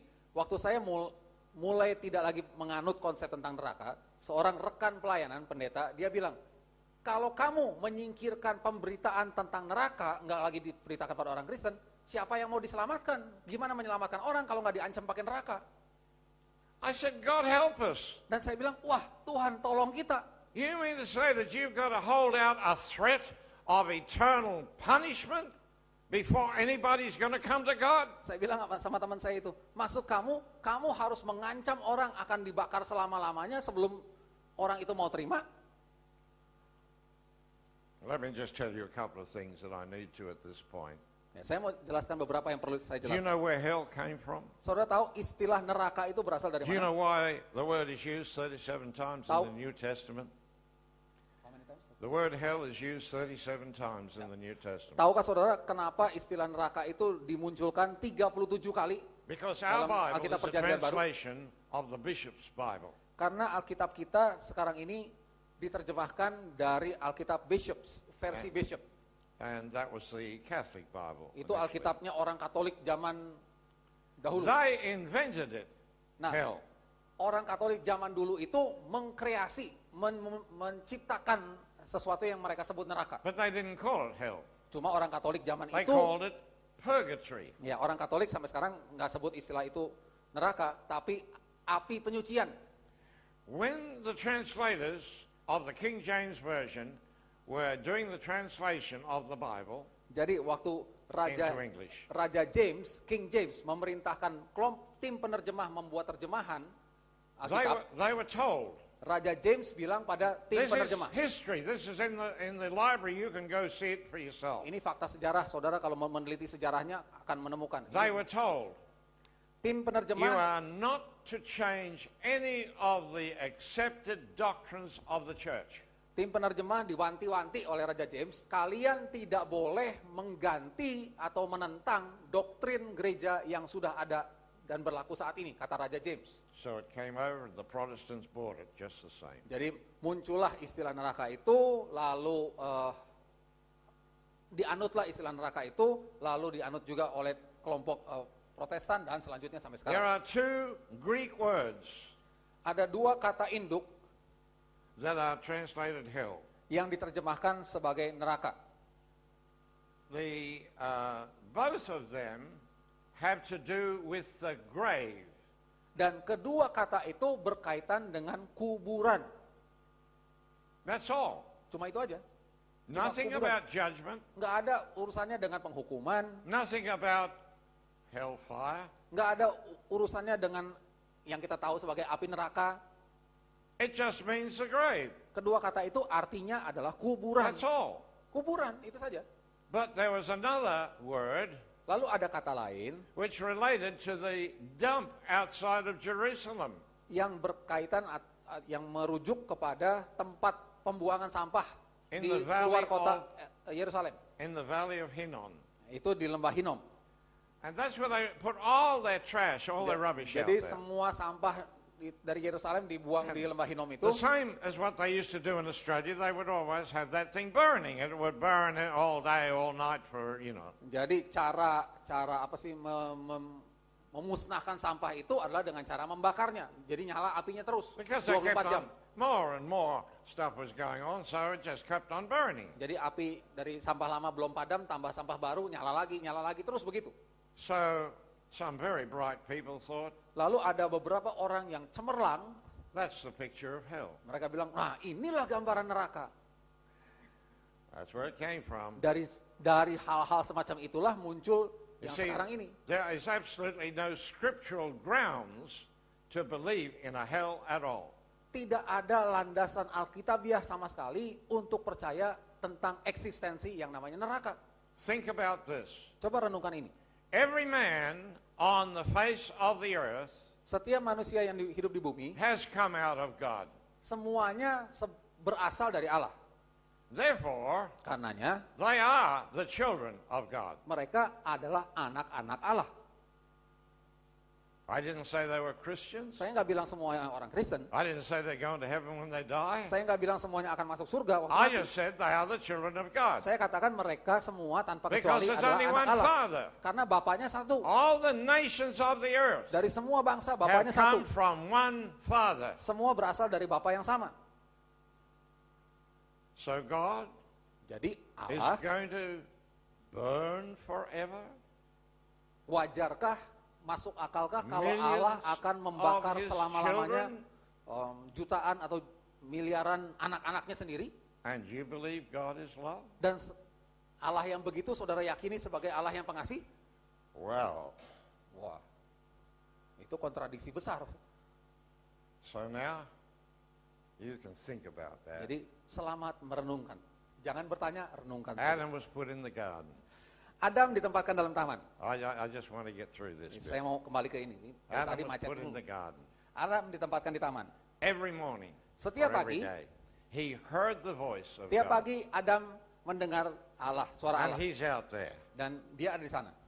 And he's walking with God. Dan Adam hidup bersama Allah, berjalan bersama Allah. Now, in your mind, Dalam pikiran saudara, you kind of, that little picture comes up, you know. langsung muncul kalau dikatakan Adam Here's- berjalan here's bersama God Allah. walking here, here's Adam walking Saudara here pikir, beside oh him, you know. Adam itu berjalan sebelah-sebelahan. Oh, Allah no. di sebelah kiri, Adam sebelah kanan. No. Bukan, saudara, bukan begitu. There's only one set of footprints there. Hanya ada satu jejak kaki di situ, sepasang kaki. Adam is in God, Adam berada di dalam Allah. and God is in Adam. Dan Allah berada di dalam Adam. There's only one set of footprints if Jadi you want that. tidak ada dua pasang kaki yang jejaknya, tapi satu aja. You understand? Ya, saudara ngerti? Adam and God are one. Adam dan Allah itu satu, bukan dua entiti yang terpisah. Why? Because the life of God is in him. Karena hidupnya Allah ada dalam Adam. You say, but wait a minute, he's got a body of dust. Mungkin saudara bilang, tunggu dulu, Adam ini kan tubuhnya dari debu. Where did the dust come from? Saya tanya, debu datangnya dari mana? It Kalau bukan came dari out Allah. of God. Ya dari Allah juga. Everything in this universe came out of God. Segala sesuatu di alam semesta ini berasal dari Allah. Therefore, the dust came out of God. Karenanya debu pun berasal dari Allah. Therefore, the dust is spirit. Karenanya debu itu pun roh. Kalau Allah roh, yang keluar dari Allah ya roh. But we have naming rights. Tapi sekali lagi, kita punya hak untuk memberi nama. So you give naming rights to your body. Jadi, sekarang ayo beri nama pada tubuh saudara. And you say, my body is flesh and blood. Dan saudara bilang, oh tubuh ini adalah darah dan daging. Sekedar darah dan daging. Well, I also have naming rights. Saya juga punya hak untuk memberi nama. And I say my body is spirit. Dan saya berkata, tubuh ini adalah roh. How you doing with yours? Saudara memberi nama apa pada tubuh saudara? You see? Am I playing games? Apa saya sedang main-main? I don't think so. Saya kira enggak. I'm not doing too bad for 81. Ya, untuk umur 81 segini lumayan awet muda lah ya. God is manifesting himself. Artinya Allah sedang mengekspresikan I'm dirinya not kodrat di saying dalam my saya. body is perfect yet, no. Saya belum bisa bilang tubuh saya sempurna, But I tidak. have no issue with my body that is limiting me to doing the will of God. Tetapi sama sekali tidak ada masalah pada tubuh saya yang menghalangi, membatasi saya melakukan apa yang Tuhan mau. So then, Jadi, Adam walked with God every day. Adam berjalan bersama Allah tiap hari. When do you walk with God? Kapan saudara jalan bersama dengan Allah? Let me tell you something. Saya beritahu sesuatu. The Garden of Eden was never a literal garden. Taman Eden tidak pernah ada secara harafiah. Itu bukan taman yang ada secara harafiah. Number two, Yang kedua, the Garden of Eden is in you. Taman Eden It's in itu, you. karena dia bukan harafiah, It's in every one of you. ada di dalam saudara. Setiap saudara punya Taman Eden saudara di dalam. It's a spiritual place. Jadi itu sebuah tempat rohani yang berkodrat rohani. Is that in the Bible? Apakah itu ada di Alkitab? Have a look at Psalm 91, verse 1. Coba lihat Mazmur 91 ayat 1. Ini harus terjemahin Psalm dari bahasa Inggris. 91, verse 1. What does it say? Mazmur 91 ayat 1 dari bahasa Inggris. He that dwells in the secret place of the Most High shall abide under the shadow of the Almighty. Orang yang duduk dalam tempat rahasianya yang maha tinggi itu, dia akan berdiam dalam naungan yang maha kuasa. That secret place Nah, tempat rahasia where Allah God itu, says, that's where I walk with you. disitulah Allah berkata, aku akan berjalan bersama dengan kamu. So, you see, it doesn't mean you've got to be in church. Jadi kalau mau ya nggak harus berada dalam gereja. It doesn't mean you've got to have your Bible and the concordance and everything else around you. Jadi ketemu Allah nggak selalu harus di gereja, nggak harus selalu bersama dengan Alkitab terbuka, No. konkordansi dan Even when sebagainya. I'm driving my motor car, Lagi nyetir mobil pun bisa. I can be in the secret place of the Most High. Saya tetap bisa ada di tempat rahasianya Allah. I can talk to my Heavenly Father, Saya bisa bicara pada and Bapa He surgawi can saya. talk to me. Dia juga bisa bicara pada saya. Listen, Dengarkan saudaraku. the only way you can ever know God Satu-satunya cara saudara bisa dengar is Allah by relationship. adalah melalui relasi, You hubungan. cannot know God by knowledge. Saudara tidak bisa mengenal Allah lewat pengetahuan atau Well, intelek. many of you people have tried. Mungkin beberapa dari saudara pernah coba itu. You need to quit while you're in front. Ya, mumpung belum terlalu dalam. Because cepat-cepat there's no tinggalkan. knowledge in this world that will replace a relationship with God. Karena tidak ada pengetahuan setinggi apapun di alam bumi ini yang bisa menggantikan hubungan dengan Allah. Some of the, shall I say, many Christians Banyak orang Kristen who know so much about the Bible yang tahu begitu banyak tentang Alkitab, know less about God. mereka justru kurang kenal Allah dibandingkan dengan orang yang kurang kenal Alkitab. Sudah nangkep? Because that's the Tahu living, banyak tentang Alkitab, tapi pengenalannya rendah. that is the living soul. Karena kalau difungsikan di The alam living pengetahuan soul itu jiwa yang hidup saja. Does not live by the life of God. Jiwa yang hidup tidak hidup dari hidupnya Allah. The living soul lives by knowledge. Jiwa yang hidup dari pengetahuan. And I will tell you, honestly, Dan sejujurnya saya mau katakan pada I saudara, meet more Christians that are living by knowledge than people that are living by a life that's functioning in them. saya ketemu banyak sekali orang Kristen yang hidup dari pengetahuannya dan cuma sedikit orang Kristen yang hidup dari hubungannya dengan Allah. It's not that it's wrong to study the Bible, Kalau saya bilang begini bukan artinya mempelajari but Alkitab itu salah, knowledge is not what you need. tapi yang saudara perlukan bukanlah pengetahuan. Because when you become one with the Christ, Karena ketika saudara jadi satu dengan Kristus itu, First Epistle of John chapter 2 and verse 20, 1 Yohanes 2 ayat 20, what does he say? apa yang dikatakan di He situ? said, you have an anointing from God, Dikatakan kamu memiliki urapan dari Allah. and you know everything Dan kamu tahu segala sesuatu. that's in the book. Itu ada di Alkitab. Kamu tahu segala sesuatu. And then in verse 27 it says, 1 Yohanes 2 ayat 27 and you mengatakan, do not need to go to some Bible teacher kamu tidak perlu diajar oleh seorang guru and Alkitab. say, please teach me about God. Dan bilang, tolong ajar saya tentang Tuhan. Because he said, you already know the truth in you. Karena kamu sudah tahu kebenaran yang ada dalam kamu itu. And in John 14 and verse 26, Yohanes 4 ayat 26, Jesus said, Yesus berkata, and when the Holy Spirit is come to you, ketika Roh Kudus datang kepada kamu, he will guide you into all truth. Dia akan memimpin kamu ke dalam seluruh kebenaran.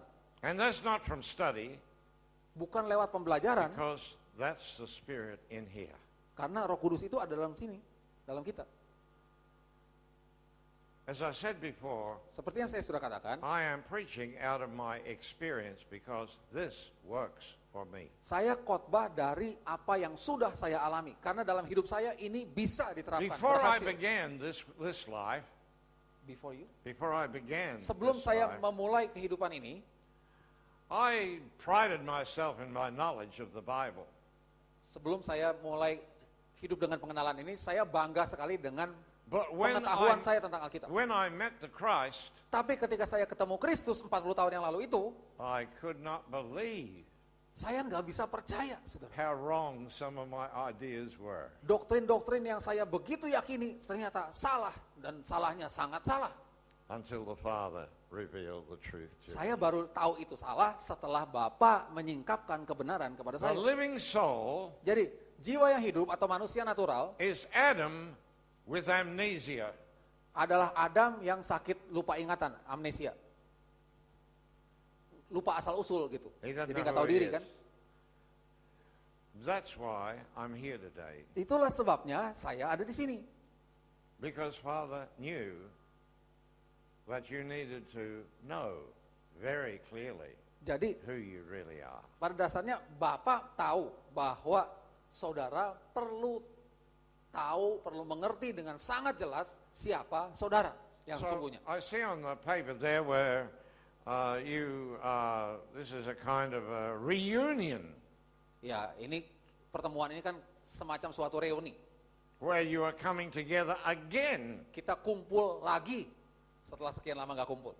Well, I'm telling you, beloved, Saya mau katakan pada saudara, unless you begin to let the Christ teach you kalau saudara belum atau sampai saudara mengizinkan and begin Kristus to mengajar function saudara out of the Spirit that's in you,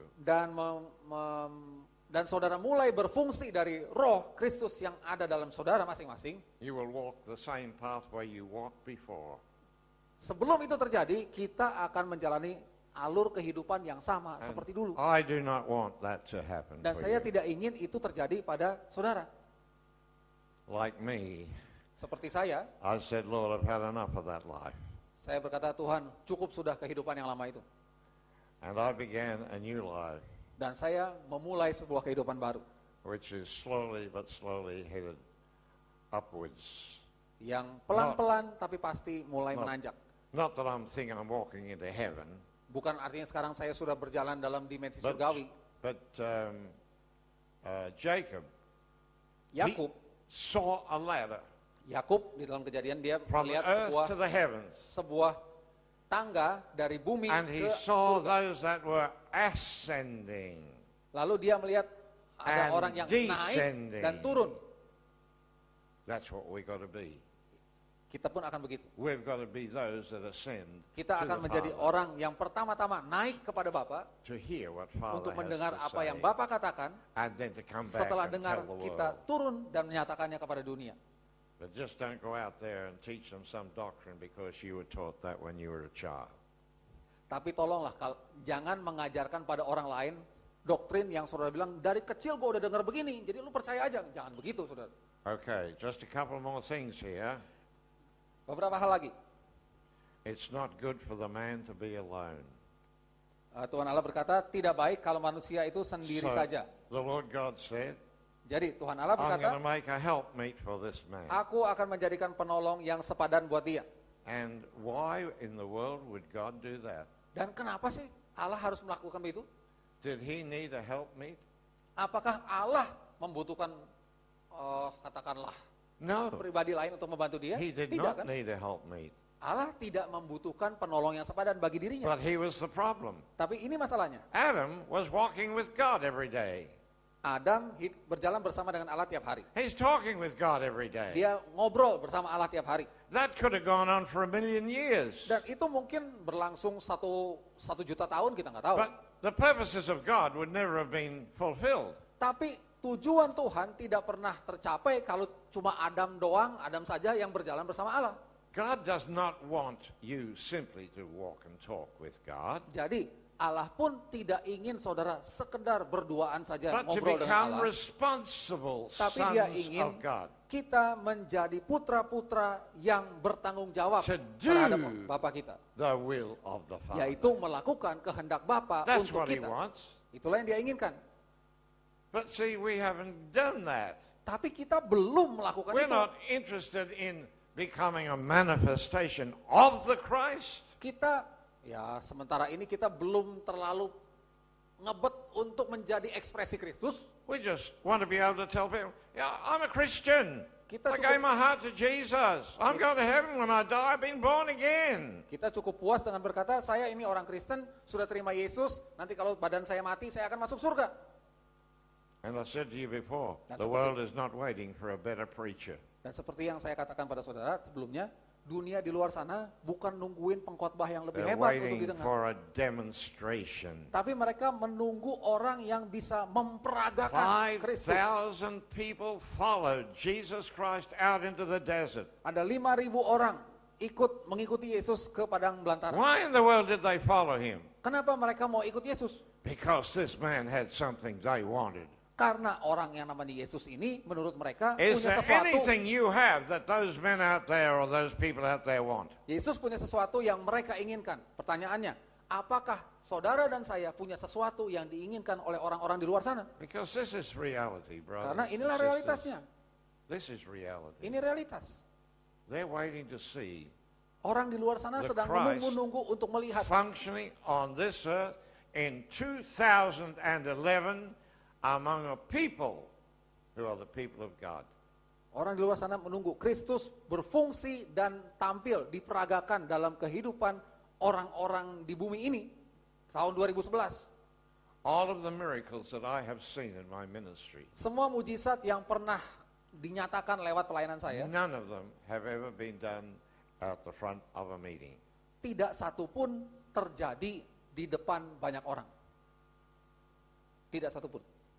It's not for display. Itu bukan untuk diperagakan dan ditonton dan dikagumi. It's simply obeying God and seeing God do the miracle, and that miracle will have a ripple effect upon many people. Jadi dalam pengalaman saya mujizat itu hanya sebuah ketaatan kepada Allah, dan karena ketaatan menghasilkan suatu dampak, dan dampak itu punya dampak terusan. So the Lord God caused a deep sleep to fall on Adam. Lalu Tuhan Allah membuat Adam tidur nyenyak. Adam was not involved in what was going to happen here. Nah, dengan Adam dibuat tidur nyenyak, Adam sama sekali tidak terlibat dengan apa yang terjadi selanjutnya. He's unconscious. Dia sedang tidak sadar, katakanlah begitu, And tidur. the Lord God, it says, took the female part out of him. Lalu dikatakan Tuhan Allah mengeluarkan, memisahkan unsur perempuan dari dia, dari Adam. What is the female part he took out? Unsur perempuan yang dikeluarkan, dipisahkan itu apa? You see, the Spirit, which is Christ, is male and female functioning together as one. Jadi roh, yaitu Kristus, adalah mengandung unsur laki-laki dan perempuan. Dua itu ada di dalam satu Kristus, dan keduanya berfungsi bersama-sama sebagai satu. That's what the Spirit is. Begitulah keberadaan roh. Laki-laki dan perempuan dalam satu. When the Lord God took the female part out of Adam, Jadi ketika Tuhan Allah memisahkan unsur perempuan dari Adam, the Spirit now could not function sekarang yang namanya roh itu tidak bisa berfungsi. because his wife, Karena istrinya, kalau mau pakai istilah istri, Adam had a wife, Adam punya istri. but she was in here. Tapi sebelum dipisahkan, istrinya ada di dalam dia. If you can hear this. Ya, kalau saudara bisa tangkap secara rohani, Because he was a spirit, male and female, functioning together as one. karena dia adalah roh yang terdiri dari unsur laki-laki dan perempuan, berfungsi dalam satu kesatuan. His wife was in here. Artinya, istrinya Adam berada di dalam Adam. Now she's walking out here. Tapi sekarang istrinya dipisahkan dan menjadi entiti yang terpisah. So it was obvious Jadi jelas sekali, that Adam was going to fall. jelas sekali bahwa Adam akan jatuh setelah dipisahkan begitu. Because he couldn't function Karena dia tidak mungkin berfungsi as God intended him to be. sebagaimana yang Allah maksudkan atau tetapkan kalau tidak mengalami kesatuan laki-laki dan perempuan ini. I'm not going to go into all these details Saya now, tidak akan bahas secara rinci semua ini, because this is a very deep question. karena ini sebuah tema yang sangat mendalam. And we need to know, but today is not the day. Dan kita perlu tahu, hari ini bukan waktunya. So the wife now is out there, and Adam is still here without his wife in here. Jadi setelah dipisahkan, Adam menjadi satu entiti tanpa istrinya dalam dia, dan perempuan itu menjadi satu entiti lain di luar Adam, And terpisah. Eve, she goes out immediately, separates herself from Adam. Dan Hawa setelah dia jadi entiti terpisah, dia langsung memisahkan dirinya dari Adam. This is the woman, Inilah perempuan.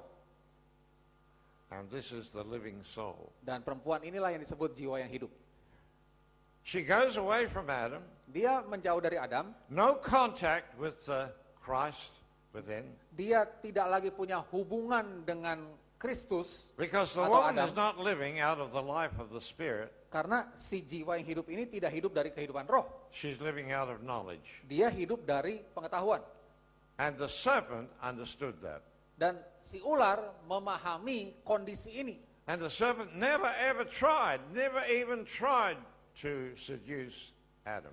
Dan ular tidak pernah berusaha memperdaya Adam. Tidak Adam pernah. was Christ, Karena Adam adalah Kristus.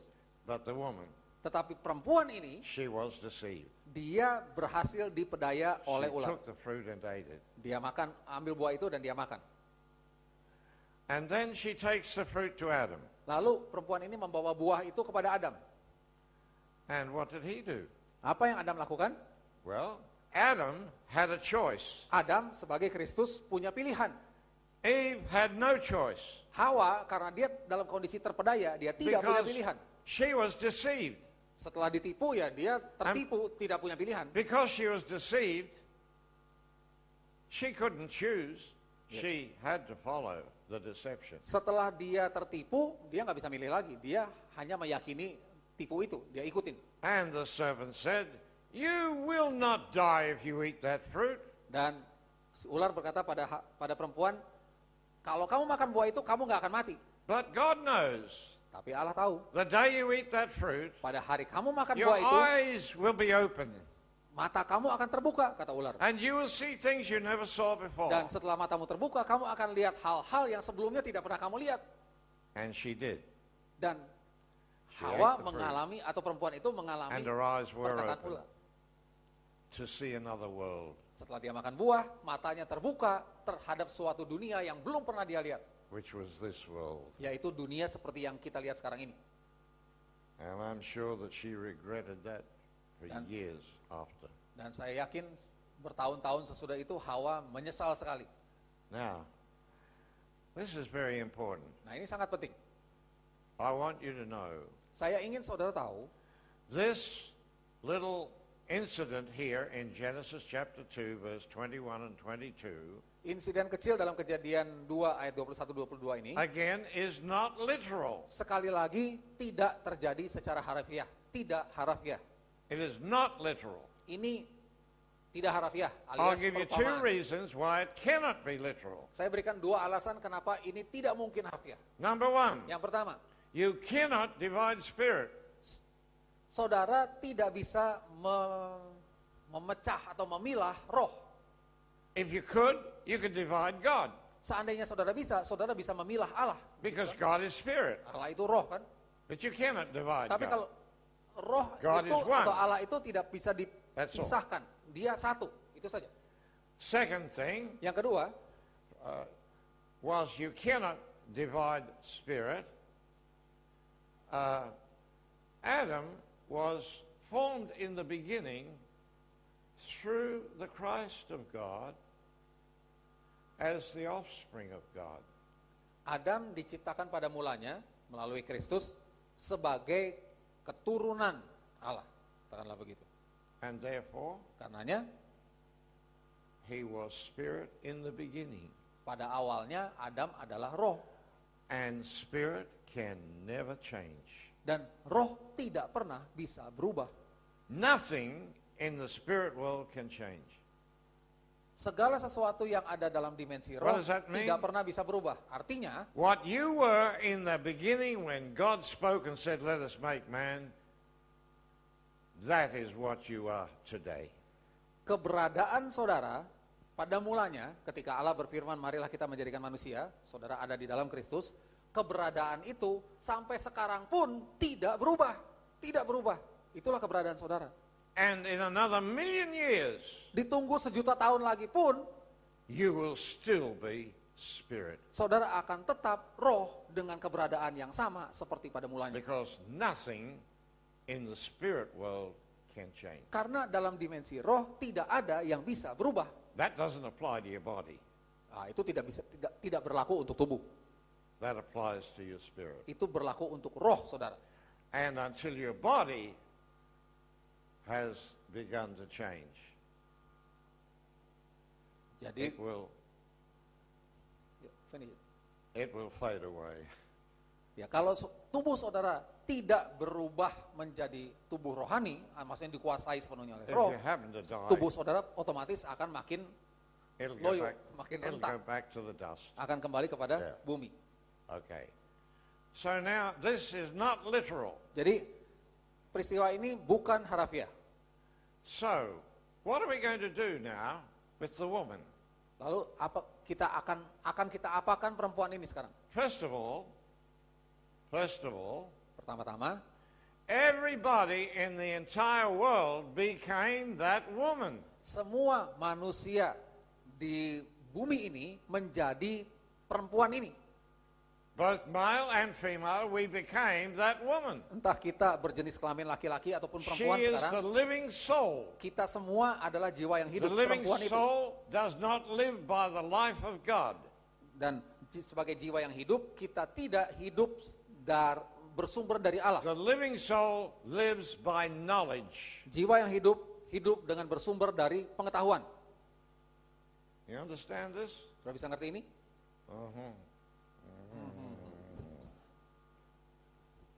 Praise the Lord. Okay, here we go. So now, if this is true, this is where the woman came from. Jadi kalau ini benar, dari sinilah asal mulanya perempuan itu. But she was never created. Tapi perhatikan, perempuan ini tidak pernah diciptakan oleh Allah.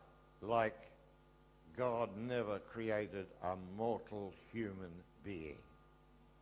Sama juga yang kita sebut sebagai manusia fana, Tuhan tidak pernah menciptakan manusia fana, tidak pernah.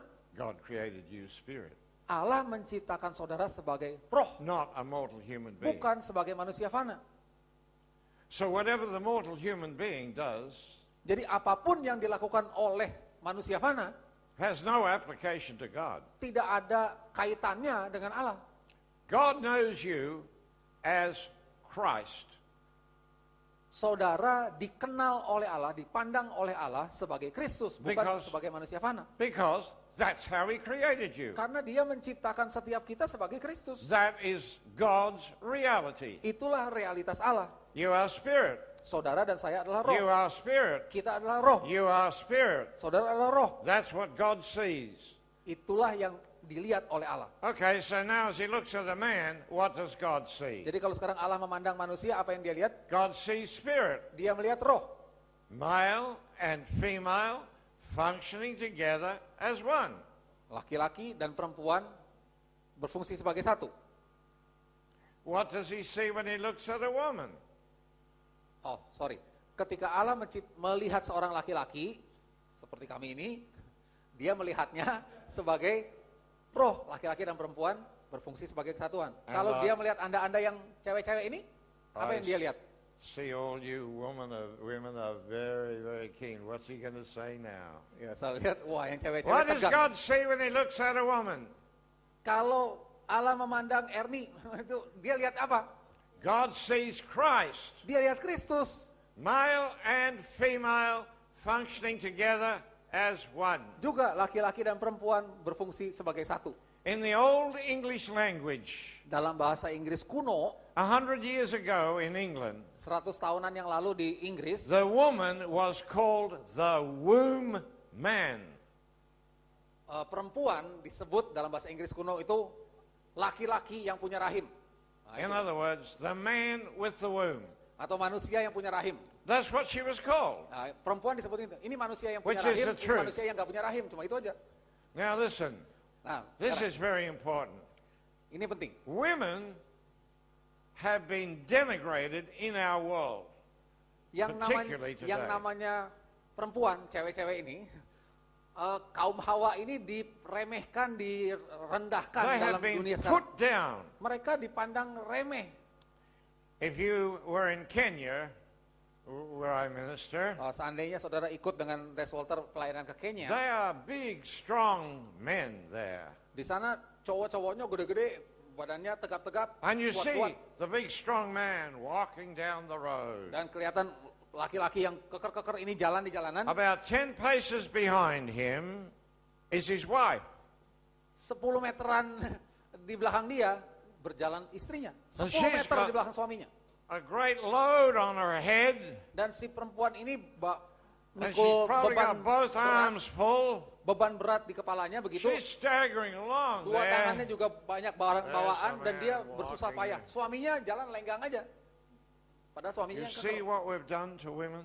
Saudara lihat apa yang dilakukan umat manusia terhadap kaum Hawa? Oh, we're a bit kinder here, aren't we? Ya mungkin A little bit kinder. cowok-cowok yang di sini rada baik lah dibandingin yang But itu I ya. want to tell you, the church has not helped the women. Tapi saya mau katakan, gereja pun kurang, kalau katakan kurang menolong kaum Hawa ini. Because the woman has been made second class. Karena perempuan, wanita dibikin kelas 2. So the woman has to obey her husband. Sampai dibilang, istri harus tunduk kepada suami. The woman, she must always give way to her husband. Istri harus mengutamakan suami. She's the weaker vessel. Dia bejana yang lebih lemah. So you got to listen to the men. Bejana yang lebih lemah mesti mendengar pria karena pria lebih kuat. This is what the religious world teaches you. Dunia agama mengajarkan begitu. I want to tell you today, Saya mau katakan pada saudara hari there ini, is no difference between you women and you men. tidak ada bedanya antara kalian yang From cewek-cewek dengan yang God's cowok-cowok. Tidak ada point of bedanya. view. Karena Kristus yang sama berdiam di dalam semua. I knew that'd make you happy. Wah, saya tahu Ruth pasti akan senang. I'm saying from God's point of view, not from the earth's point of view.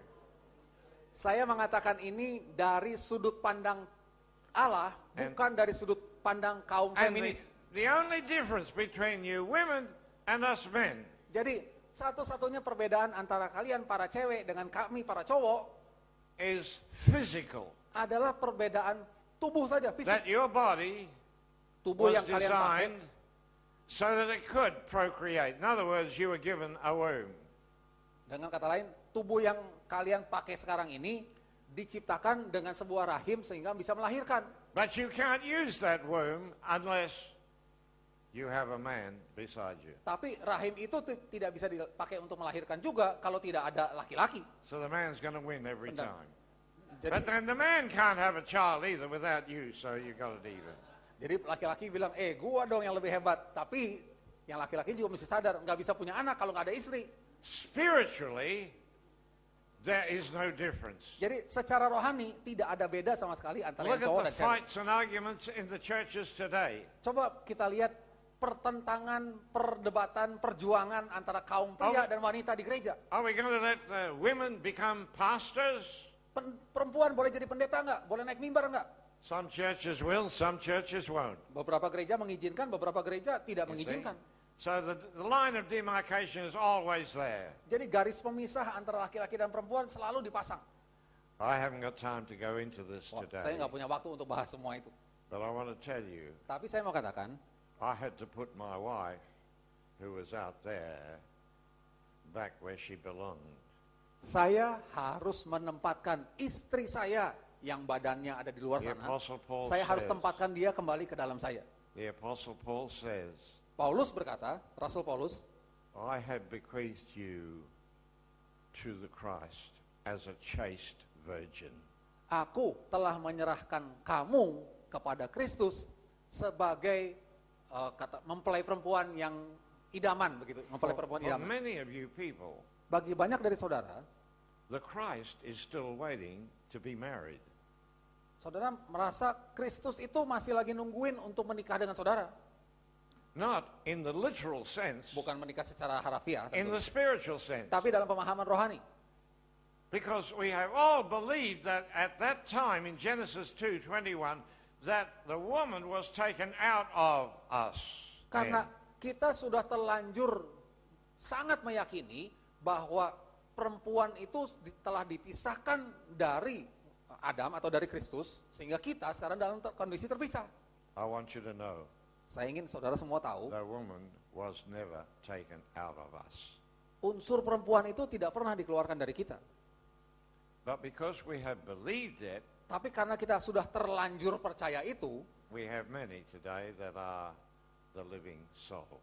ada banyak orang Kristen yang menjalani hidupnya hanya sebagai jiwa yang hidup atau manusia And the fana living saja. soul is incomplete. Dan namanya jiwa yang hidup, dia tidak lengkap. If I believe that the female was taken out of me, then I am incomplete. Kalau saya sebagai laki-laki percaya bahwa unsur perempuan itu And what did dikeluarkan God atau terpisah say? dari saya tidak lengkap. God said, Allah berkata, for this cause, untuk inilah a man will leave his father and his mother Untuk and alat- will cleave unto his wife, and the two will become one flesh.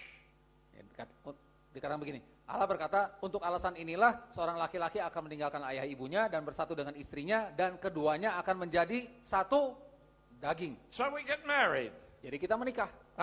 Now we're right, because you see, I've got my other part in here Kita now. pikir, I've got my sekarang other saya part. punya pasangan saya. I'm married. Kita menikah. See, and we're a man and a wife, and now we can procreate and so on. Sebagai suami istri kita bisa menghasilkan keturunan dan selanjutnya. But that wasn't really God's true intention. Tapi itu bukan niat Tuhan yang sesungguhnya. I'm not saying it's wrong to Saya- get married and have Saya children. bukan no. bilang menikah dan punya anak itu salah, But bukan. there is a higher level of understanding. Tetapi ada dimensi atau tingkatan pemahaman yang lebih tinggi dari sekedar God begitu. wants every one of you to be able to reproduce. Allah ingin setiap saudara tanpa perlu pasangan mampu bereproduksi, melahirkan sesuatu By the Spirit, oleh roh tentunya, not with an egg and a sperm. bukan lewat sperma dan sel telur. Why? Kenapa? When God said to Abram, Ketika Allah berkata pada Abraham, your seed will be as the stars of heaven, benihmu atau keturunanmu akan menjadi seperti bintang-bintang di langit. the Apostle Paul picked that up and said, Rasul Paulus di Galatia 3:16 mengutip itu dan berbilang God begini. was not talking to Adam about seeds as of many, Allah tidak berkata pada Abraham bahwa dia akan punya keturunan-keturunan atau banyak keturunan. only one seed. Tapi hanya satu keturunan, satu benih. God does not have another seed. Sekali lagi, sejak awal dikatakan Allah cuma melahirkan satu benih saja, tidak punya benih yang lain. Only one seed. Cuma satu benih. And what is that? Benih itu apa? That seed is Christ. Benih itu adalah Kristus. He's the seed of God. Dialah benih Allah. That is the only child that you will produce Dan- that is truly the offspring of God. Dan ketika saudara melahirkan secara rohani, yang saudara lahirkan adalah Kristus itu. And Galatians chapter 4 and verse 19, Galatia 4 ayat 19, what does he say? apa yang dikatakan di situ? He's talking to the church in Galatia, Paulus bicara pada umat jemaat Tuhan di and Paul Galatia. says, Paulus bilang, do I have to travail in pain again apakah until Christ is formed in you? apakah aku harus mengalami sakit bersalin lagi sampai Kristus terbentuk di dalam kamu? That is ministry, Itulah pelayanan, birthing the Christ in melahirkan others. Kristus di dalam orang-orang lain. But you have to birth the Christ in here first. Tapi saudara terlebih dulu harus melahirkan Kristus itu di dalam diri saudara. When we say birthing the Christ, we are not talking about physical birthing.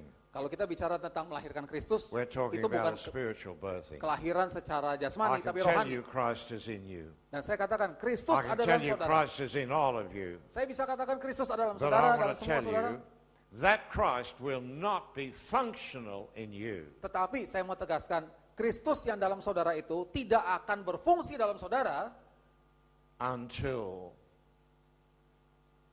the seed has fallen into the ground and dies. sampai benih itu jatuh terlebih dulu ke dalam tanah dan mati. For it will abide alone. Karena dia harus But if disendirikan. it dies, Nah, ketika dia mati, it will bring forth much fruit. dia akan menghasilkan banyak buah.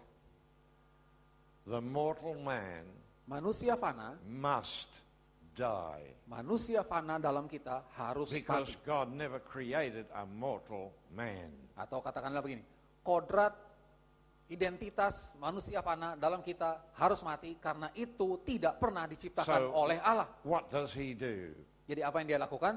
to help us? Untuk menolong kita He sent mematikannya, his son to the cross dia mengutus anaknya ke salib, ke kayu salib.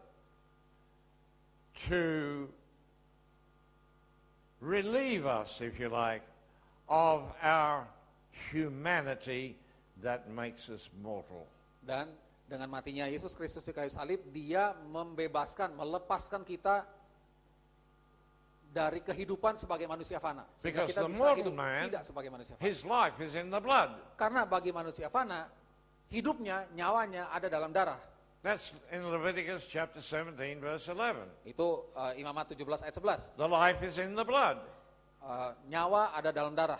But my life today is not in the blood. Tapi nyawa saya atau hidup saya tidak berada dalam darah saat My ini. life is in the Christ of God. Hidup saya berada di dalam Kristus. It's in the Spirit. Ada dalam dimensi roh. You see the difference? Saudara lihat bedanya? The life in the blood is mortal life.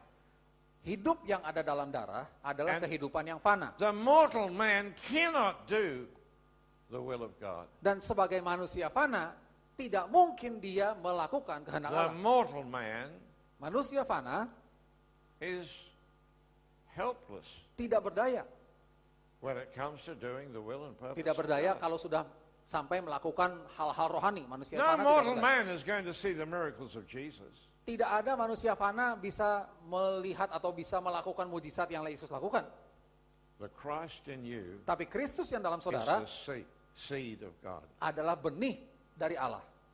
When that is planted within us, Dan ketika Kristus atau benih itu ditanam di dalam kita, the earth of our humanity, maka tanah kemanusiaan kita ini, his death kematiannya is our death. adalah kematian kita. We died in him. Kita mati di He dalam poured Kristus. out even the last drop of blood that was in his body Yesus telah meneteskan darah yang terakhir, tetes terakhir yang ada di tubuhnya. because our life from that moment Karena was to sejak be in the Spirit. saat itu, kehidupan kita manusia harus The dijalani body of dalam dimensi roh. Jesus was taken from the cross. Lalu tubuh Yesus diturunkan There dari was no blood in dari it. kayu salib dan tidak ada lagi darah. He was buried. Dia dikuburkan. Nobody gave him a blood transfusion. Tidak ada yang transfusi darah ke dalam tubuhnya yang mati itu. And on the third day, Dan pada hari yang ketiga, that man walked out of the tomb. dia berjalan keluar dari liang kubur. That is the new creation man. Yang berjalan keluar, yang bangkit itu adalah manusia ciptaan baru, bukan Yesus yang mati di kayu salib itu. The life is in the Christ. Sekarang hidupnya ada dalam Kristus. And that's what releases us into this life I've been sharing with you Dan today. karya Kristus itulah yang membebaskan kita untuk masuk dalam jenis kehidupan yang saya ceritakan sekarang ini. So today, Jadi hari ini, you've heard a lot of things. saudara sudah dengar banyak hal. Many of them have contradicted doctrines that you have been taught. Banyak dari pernyataan saya telah berlawanan, bertentangan dengan doktrin yang I saudara am- pelajari. I am not asking you to believe me and not the things that you've been taught. Saya tidak minta pada saudara untuk percaya pada saya dan tidak lagi percaya pada pengajaran yang sebelumnya, bukan itu. I'm saying that your response will be Dan to saya, spend time in the presence of the Father. dan saya bisa katakan respon saudara yang terbaik adalah And instead of luangkan waktu asking, di hadirat Bapa. instead of asking me 50 questions, Daripada saudara mengajukan pertanyaan pada saya, tapi ini, tapi itu, which is simply your mind, what you think, as opposed to what the Bible is teaching, dan pertanyaan yang tapi itu kan pemikiran kita you are menentang better. apa yang dikatakan oleh Alkitab atau apa yang disampaikan tadi. It's more profitable for you to spend that time in the Daripada presence nanya-nanya of begitu, God. lebih baik saudara mengambil waktu berdiam diri di hadapan Tuhan. So today, Jadi hari ini, I want to tell you that I love you. saya mau katakan saya mengasihi saudara. I think you are wonderful Saya kira saudara luar biasa because you came out of Christ. karena setiap saudara berasal dari Kristus. You are my brothers and sisters. Saudara semua adalah saudara-saudari saya. I have no judgment against you, Saya whatever. tidak menghakimi saudara dalam hal apapun.